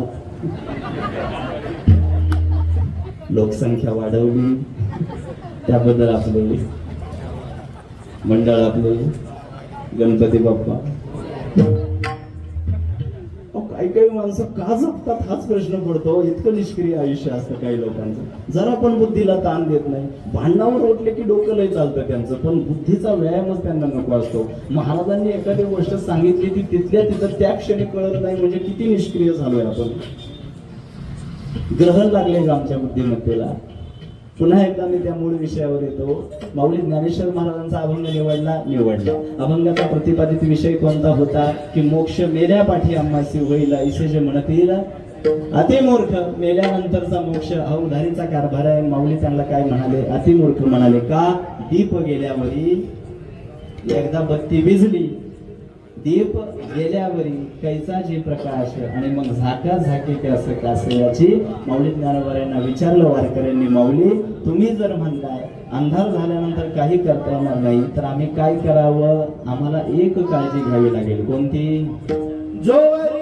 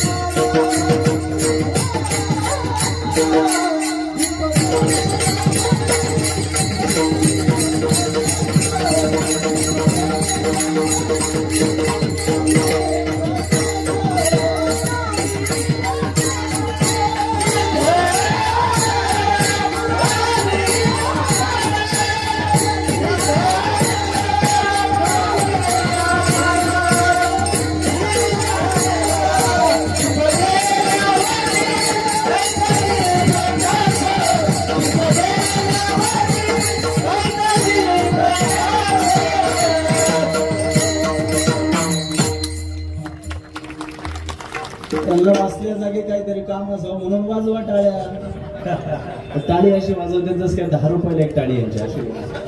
सकळ सिद्ध आहे. तिसरं चरण काय? जवळवरी देह आहे. हे व्यवस्थित असेपर्यंतच आम्हाला करता येणार आहे. नंतर आता जेव्हा आषाढी पायी वारीला दरवर्षी आम्ही निघतो, शेजार पाजारच्या काही लोकांना आवडीनं आम्ही म्हणतो, बाबा येता का वारीला? आता नाही होत. मग होत होतं तेव्हा तू काय केलं? तेव्हा तू एका भजनी मंडळाची 2 भजनी मंडळं केली. तर मला खाली यायचं नाहीये, माझा स्तर व्यवस्थित मी राखलेला आहे. काय केलं तू? ज्यावेळेस करता येत होतं तेव्हा काय केलं? गावात एकच बचत गट होता, 8 कशा झाल्या? ह्या एकत्र आल्यामुळं घोटाळा असा झाला की आम्हाला हे व्यवस्थित असताना ज्या गोष्टीची कार्यप्रणाली आणि ते डिझाईन ज्या पद्धतीने करायचं होतं, रूपरेषा आयुष्याची जशी करायची होती तशी आम्ही केली नाही. म्हणून माऊली ज्ञानोबांना आठवण करून द्यावी लागली आजच्या अभंगाच्या 3ऱ्या चरणात. जबाबदारी देह आहे तबावरी साधन करून या ज्ञान सिद्ध करा. पुन्हा माऊलींना असं वाटलं की 10 वाजेपर्यंत कीर्तन ऐकून सुद्धा ही लोक काळजी घेताना दिसत नाहीये. अख्खं आयुष्य जळून राख होतंय तरी सुद्धा ही लोक काळजी घेताना का दिसत नाही? म्हणून माऊली ज्ञानोबांनी आणखी एक दाखला दिला अभंगाच्या 4थ्या चरणावर.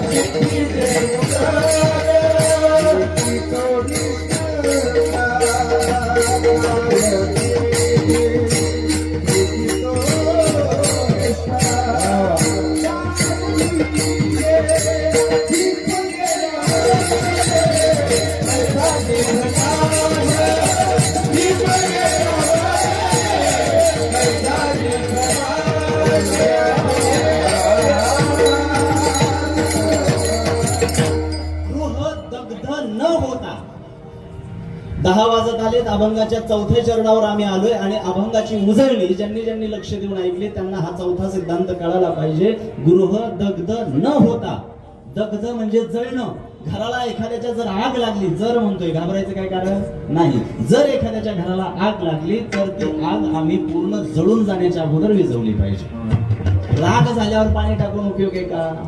गृह दग्ध न होता शिंपीजे उदक शेखितो निष्ठंक काय कीजे. माऊलींच्या या 4थ्या चरणामध्ये फार उंचीचा एक सामाजिक संदेश मला दिसतोय. कोणता सांगू का? सामाजिक संदेश दडलेला आहे. माझ्या अभ्यासातून मी तो शोधला. कोणता सांगू का? लहानपणी शाळेत असताना मास्तरांनी एक गोष्ट शिकवली होती, आपल्या सगळ्यांना शिकवली होती, ते तुमच्या लक्षात आणून देतो. जंगलाला आग लागली आणि चिवताई तिच्या चोचीमध्ये पाणी आणायला लागली आणि चिवताई चोचीत पाणी आणते पाहून कावळे दादाला ते सहन झालं नाही. गावात असतात काय कावळे? कावळे दादाने आवाज दिला, चिवताई चिवताई. हा ते दारोगड मध्ये आहे का? कावळे दादाने आवाज दिला, चिवताई एवढी लोक आग विझवतायत, त्यांच्याच्याने आग विझवणं शक्य होत नाही. तुझ्या चोचीमध्ये एवढीसं पाणी बसतं, तुझ्या चोचीतल्या पाण्याने आग विझणार आहे का? चिवताईने त्या दिवशी जे उत्तर दिलं ते आपल्या सगळ्यांसाठी आदर्श होते आणि अभ्यासकारक आहे. चिवताई म्हणते, कावळे दादा मला माहितीये की माझ्या चोचीतल्या पाण्याने आग विझणार नाही, मला माहितीये की हे पुरेसं सुद्धा नाहीये, पण कावळे दादा एक सांगू का? कालांतरानं चिंचवडच्या वाल्हेकरवाडी प्राधिकरणात वाडेकर महाराजांच्या कीर्तनात जेव्हा जंगलाला लागलेल्या आगीच्या संदर्भात भाष्य केलं जाईल त्यावेळी माझं नाव हे आग विझवणाऱ्यांमध्ये घेतलं जाईल. आग लावणाऱ्यांमध्ये नाही, माझं नाव कशात घेतलं जाईल? आग विझवणाऱ्यांमध्ये. मग आज एक सामाजिक संदेश असा शिकून जायचा आहे की नाही तुम्हाला फार सत्कर्म करता आली, नाही उंचीचा परमार्थ करता आला, तरी सुद्धा आपलं नाव आग लावणाऱ्यांमध्ये येणार नाही एवढी काळजी घ्या, मोक्ष मिळाला. फार काय कीर्तनातून शिकायचंय लक्षात घ्या. समाज स्तुती करून घात करतो, त्याच्यामुळे गर्दीमध्ये कधी रमायचं नाही, अजिबात नाही. आम्हाला तर स्तुती सुमन उधळणारे एवढे मातबर भेटतात. महाराज तुम्ही म्हणजे आहा हा, तू तुझ्या घरी ठेव तुझी स्तुती, मी स्विच ऑफ होऊन गाडीत बसणारा माणूस आहे. आम्हाला इथे रमून चालणार नाही. ही समाजातली व्यंग स्वतःच्या शरीराला आणि अंतःकरणाला चिकटून देऊन चालणार ही गर्दी काही कामाची नाही. आणि कीर्तनाला आलेली सगळीच लोक पारमार्थिकच असतील असं अजिबात नाही, अजिबात नाही. मराठवाड्यामध्ये एका ग्रामीण भागात कीर्तन करायला गेलो आणि कीर्तन संपल्यानंतर गर्दीतून वाट काढत एक जण माझ्यापाशी आला. मला असं वाटलं पाया पडायला आला असेल, फोटो काढायला आला असेल, माझ्याशी बोलायला आला असेल. जवळ आल्या आल्या त्याने माझ्या हातात बिडी दिली. बिडी मी म्हणलं बिडी कशाला दिली? मला म्हणलं पाया पडोस तर धरा की हातात. नाही अवघड आहे. तेव्हापासून मी जरा कीप सेफ डिस्टन्स, अंतरावरूनच मी अवघड आहे. कीर्तनाला आलेले सगळेच पारमार्थिकांची गर्दी असेल असं समजण्याचं काही कारण नाही. एका जणाचं कीर्तन संपेपर्यंत वर लक्षच नाही, माझ्या पायाकडेच बघत बसला होता. मी कीर्तन संपल्यावर त्याला म्हणलं एवढी निष्ठा एवढी श्रद्धा कशी काय नारदांच्या गादीवर? मला म्हणलं श्रद्धेचं पुराण राहू त्या बाजूला, तुमच्या पायाखाली अंथरलेली घोंगडी माझ्या घरून आणली आहे, ती कोणी दुसऱ्याने नेऊ नये म्हणून माझी नजर कुठे होती.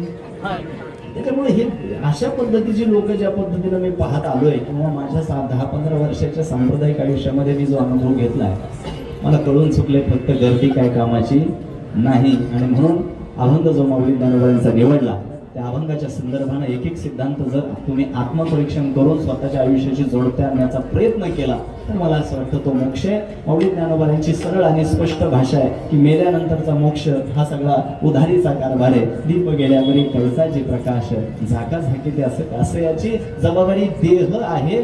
तबवरी साधन करून या ज्ञान सिद्ध करा. गृह दग्ध न होता शिंपीचे उदक कसे की तो निष्ठंक काय कीजे. आता शेवटच्या चरणावर प्रकाश टाकणं अगोदर मला कीर्तन परंपरेप्रमाणे तुमच्या सगळ्यांकडून एकदा भजन करून घेणं अनिवार्य आहे. तुमची मरगळ घालवण्यासाठी एक माझ्याकडे उपाय आहे. ताट बसा आणि भजनासाठी सगळ्यांनी आपले दोन्ही हात वर करा. ज्यांना वाटतंय आपल्याला 2 हात आहेत त्याने 2 करा. जमलं. काय सुंदर दृश्य आहे बघा. दोन्ही हात वर करा. आपापलेच करा. ती बाई दुसऱ्या बाईचा हात वर येते. एक टाळी एक मुखात. अरे रोको जरा रोको. दोन्ही हात इकडे वरती. काय डिस्काउंट आहे का? दोन्ही हात एक टाळी एक मुखात भजन करायचं. विठोबा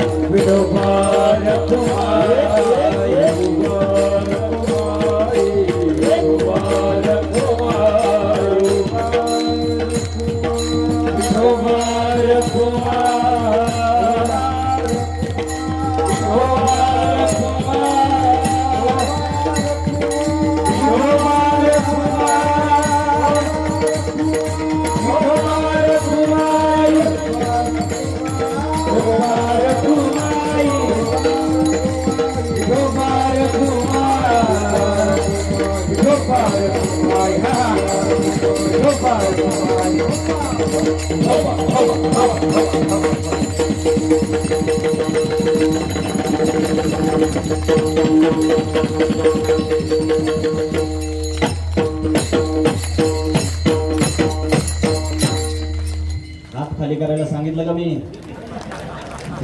जाऊ जरा. आम्ही कीर्तन किती वेळ करतो, भजन किती वेळ करतो याच्यापेक्षा त्या भजनात प्रेम आहे का हे पाहिलं पाहिजे. आम्हाला टाळी वाजवा हे सांगावं लागतं. आणि तुकोबाराय भामचंद्रावर असताना जेव्हा त्यांना काही लोक भेटायला येतात आणि तुकोबाराय त्यांच्या समोर असतानाही विठ्ठलाचं नामस्मरण करतात, तेव्हा ती लोक विचारतात तुकोबा आम्ही आल्यावर तरी आमच्याशी बोलत जा. तुकोबाराय म्हणतात माझी मज झाली वाचा छंद या नावाचं. त्यांनी केलं ते भजन, आम्ही केलं ते भजन. डिफरन्स बिटवीन भजन अँड भजन हा फरक समजून घ्या.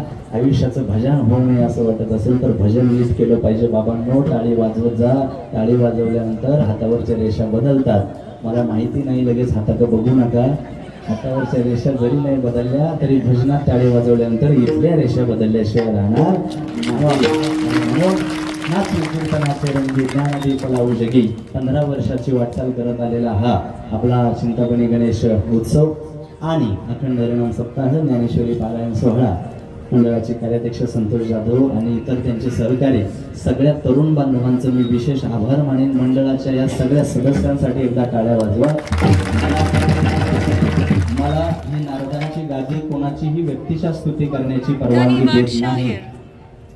कोणाच्याही कार्याला आता जरी हात घातला तरी प्रत्येकाचं कार्य तेवढं उदात्त आहे, उल्लेखनीय आहे. ही गादी मला कोणाची प्रशंसा करण्याची परवानगी देत नाही, परंतु तुका म्हणे सत्य कर्मा व्हावे, चांगलं काम करणाऱ्याच्या पाठीमागे आपण ठामपणे उभं राहिलं पाहिजे. आणि माझा ऑडियन्सच हा आहे, माझी 60-70 पुढची गिरायकं नाही. माझं काम हे तरुण पिढीसाठी आहे. आणि म्हणून ह्या सुकलेल्या फुलांपेक्षा ताज्या फुलांकडे, मी सुकलेली फुलं जाणीवपूर्वक म्हणतोय का, देवपूजा करायला घेतल्यानंतर तुम्ही कोणती फुलं निवडणार? कोणती? सुकलेली घ्याल का? नाही. मग परमार्थात सुद्धा सुकलेली फुलं नाही. आता कोणती फुलं लागणार? ताजी लागणार. आता मागून आलेल्यांना अजिबात इथं प्राधान्य, ज्यांनी आयुष्यभर तारुण्यापासून परमार्थ केलाय त्यांनाच आम्ही प्राधान्य देणार. मेरिटवर काम चालणार आता, वशिल्यावर नाही. तरुणांना जास्तीत जास्त तुम्ही सक्रिय केलं पाहिजे, तरुणांच्या हातात कारभार दिला पाहिजे. तरुण मंडळी कारभार हातात घ्यायला तयार आहे, पण 90 वर्षाची काही जुनी खोडं माईकच सोडायला तयार नाही. तिथं घोटाळा असेल, मला इथलं माहिती नाही, मी काही भांडण लावायला आलो नाही. पण एकंदरीत सध्या राज्य पातळीवर माझा प्रवास सुरू आहे आणि हे जे चित्र मी पाहतोय, तरुणांनी जास्त प्रमाणात सक्रिय झालं पाहिजे. ही सगळी जी धुरा आहे समाजाचं नेतृत्व करत असताना आपण आपल्या खांद्यावर घेतली पाहिजे, सक्षम खांद्यावर घेतली पाहिजे. आणि जाता जाता माता मावळ्यांनो, तुम्हाला वैशिष्ट्यानं महिला वर्गाला नामनिर्देश करून एक गोष्ट सांगतो, घरातली संस्काराची दोरी तुमच्या हातात आहे. तुमच्या मुलांनी पूर्ण कीर्तन लक्षात नाही ठेवलं तरी मला वाईट वाटणार नाही, परंतु एका गोष्टीत तुम्ही कमी पडू नका. कोणत्या? आपल्या मुलाच्या गळ्यात आज ना उद्या कालांतराने तुळशीची माळ येईल, त्याबद्दल माझं दुमत नाही. पण एका गोष्टीच्या बाबतीत गांभीर्याने काळजी घ्यायची आहे, आपला मुलगा ज्ञानोबा तुकोबरायांच्या आणि छत्रपती शिवरायांच्या विचारांनीच आयुष्य जगला पाहिजे, एवढी जबाबदारी आहे. टाळ्या वाजवून झाकून नेऊ नका, विषयाचं गांभीर्य लक्षात घ्या. सध्या समाजामध्ये एक नेत्रकटाक्ष टाकल्यानंतर इतकी भयंकर परिस्थिती पाहायला मिळते की जिथे ज्ञानोबा तुकोबराय आदर्श वाटावे तिथं कोणता तरी केस वाढलेला भाई आदर्श वाटायला लागलाय. आणि ही धोक्याची घंटा आम्ही लक्षात घेतली पाहिजे. आणि म्हणून खास वैशिष्ट्यानं तुम्हाला एका गोष्टीवर जर आज आग्रहानं लक्ष केंद्रित करण्यासाठी सांगतोय, ते यासाठी तरुणांचं प्रतिनिधित्व करत असताना आज त्यांचं एक युवा सहकारी म्हणून मला ही एक पोकळी समाजातली फार महत्वाची वाटली की या बाबतीत आपण काम केलं पाहिजे. आणि नुसतं काम नाही तर रचनात्मक काम केलं पाहिजे. कन्स्ट्रक्टिव्ह वर्क आपल्याला रिझल्ट दिल्याशिवाय राहणार नाही. मला आनंद वाटतो चिंतामणी गणेश मित्र मंडळाचा की इतक्या व्यवस्थित, इतक्या शिस्तीमध्ये या सगळ्या माझ्या तरुण सहकाऱ्यांनी, ग्रामस्थांनी आणि इथे परिसरात राहणाऱ्या सगळ्यांनी 15 वर्षापर्यंत हा ज्ञान सोहळा आणि हा यज्ञ इतक्या व्यवस्थित सुरू ठेवला. हे सोपं नाहीये. आणि आता विभूनेचे लोक लाविये द्वारी त्याचा वेलो गेला गगनावरी. हे जे रोप तुम्ही लावलंय त्याचा वेल गगनाला जाईपर्यंत आज चिंतामणी गणेश आणि साक्षात पांडुरंगाला साक्षीला ठेवून मी तुम्हा सगळ्या तरुण सहकाऱ्यांना एक शब्द देतो, तुम्हाला ज्येष्ठांची साथ असेलच, श्री गणेशाची कृपा असेलच, माता भगिनींचे आशीर्वाद असतीलच, पण आजपासून चैतन्य महाराज वाडेकर सुद्धा या मंडळाचे सदस्य झाले. अशा पद्धतीची ग्वाही मी आज या ठिकाणी देतो. मला एका दिवसापुरतं नातं मान्य नाही. आपल्याला सोबत काम करायचंय आणि सोबत काम करून हा सनातन धर्म घराघरात पोहोचवायचा आहे. आणि येणाऱ्या काळात ज्या ज्या विघातक वैचारिक प्रवृत्ती आम्हाला अडचण निर्माण करतील त्या सगळ्यावर आम्हाला काय करायचं आहे? मार्ग काढायचा आहे. आणि यासाठी तुम्हा सगळ्या थोरा मोठ्यांचे आशीर्वाद, तरुणांचं पाठबळ आणि पांडुरंगाची कृपा हे असल्यानंतर मला वाटत नाही की आपल्याला कोणी थांबवू शकेल. आणि ह्या सगळा झालेला निश्चय ज्या दिवशी आम्ही कृतीत उतरवायला सुरुवात केलो त्या दिवशी आम्हाला मोक्ष मिळाला असं म्हणायला काय हरकत नाही. पुन्हा एकदा वेळेचा अपव्यय झाला असेल, नियोजित वेळेपेक्षा उशीर झाला असेल तर आपली दिलगिरी व्यक्त करतो. मला कल्पना आहे आपल्या सगळ्यांचा वेळ अमूल्य. मला गेल्या अनेक महिन्यांपासून सातत्यानं संपर्कात राहून इथे येण्याविषयी जो आग्रह केला गेला त्याच्यासाठी सुद्धा आभार. आणि इथे आल्यानंतर जे तुमच्यासारखे सुज्ञ आणि जाणकार श्रोते मंडळी लाभले, विचारांचं आदान प्रदान करत असताना हा फायद्याचा जो व्यवहार आहे तो आपण जाणीवपूर्वक केला पाहिजे. फायद्याचा व्यवहार. काका, तुमच्या खिशात रुपया आहे, रुपया तुमच्या खिशात 1 रुपया आहे, माझ्या खिशात 1 रुपया आहे. तुम्ही तुमचा 1 रुपया मला द्या, माझा 1 रुपया तुम्हाला घ्या. दोघांच्या खिशात किती झाले? 1च झाले. गणितात नापास होते की काय तुम्ही? 1च रुपया. पण तुमच्याकडे एक छान सुंदर विचार आहे, माझ्याकडे एक छान सुंदर विचार आहे. तुमचा सुंदर विचार मला घ्या, माझा सुंदर विचार तुम्हाला द्या. दोघांकडे किती विचार झाले? दोन झाले. देवाणघेवाण फायद्याची ही विचारांची आहे, पैशाची नाही. आणि म्हणून आम्हाला आग्रह हा विचारांच्या देवाणघेवाणीवर धरता आला पाहिजे.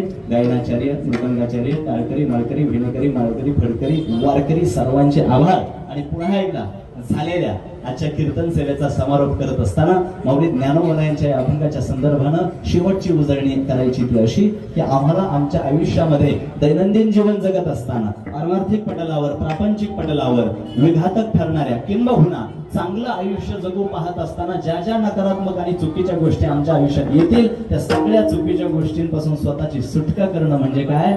मोक्ष. आणि या मोक्षासाठी आजपासून आम्हाला प्रयत्न करायचा आहे. झालेली सेवा मला माऊली ज्ञानोबा यांच्या आणि जगद्गुरु तुकोबा यांच्या चरणी समर्पित करत असताना गणेश चिंतामणींच्या सुद्धा चरणावर साष्टांग प्रणिपात करायचा आहे. शेवटची चाल घेण्याची इच्छा आहे का तुमची? नसेल तर मी ज्ञानेश्वर माऊली घेतो. तुमची मुख संमती मला चेहऱ्यावरून दिसते आहे. झाली आता वेळ म्हणते. तुमचा पायच तबला वाजवायला लागलाय, त्याला काय करणार आहे? मी हा कोण? करावा विचार म्हणे ज्ञानेश्वर.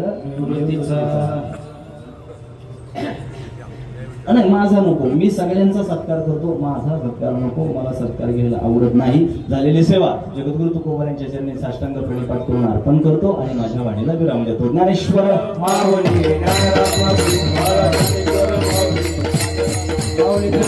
जय जय विठ्ठल जय जय विठ्ठल जय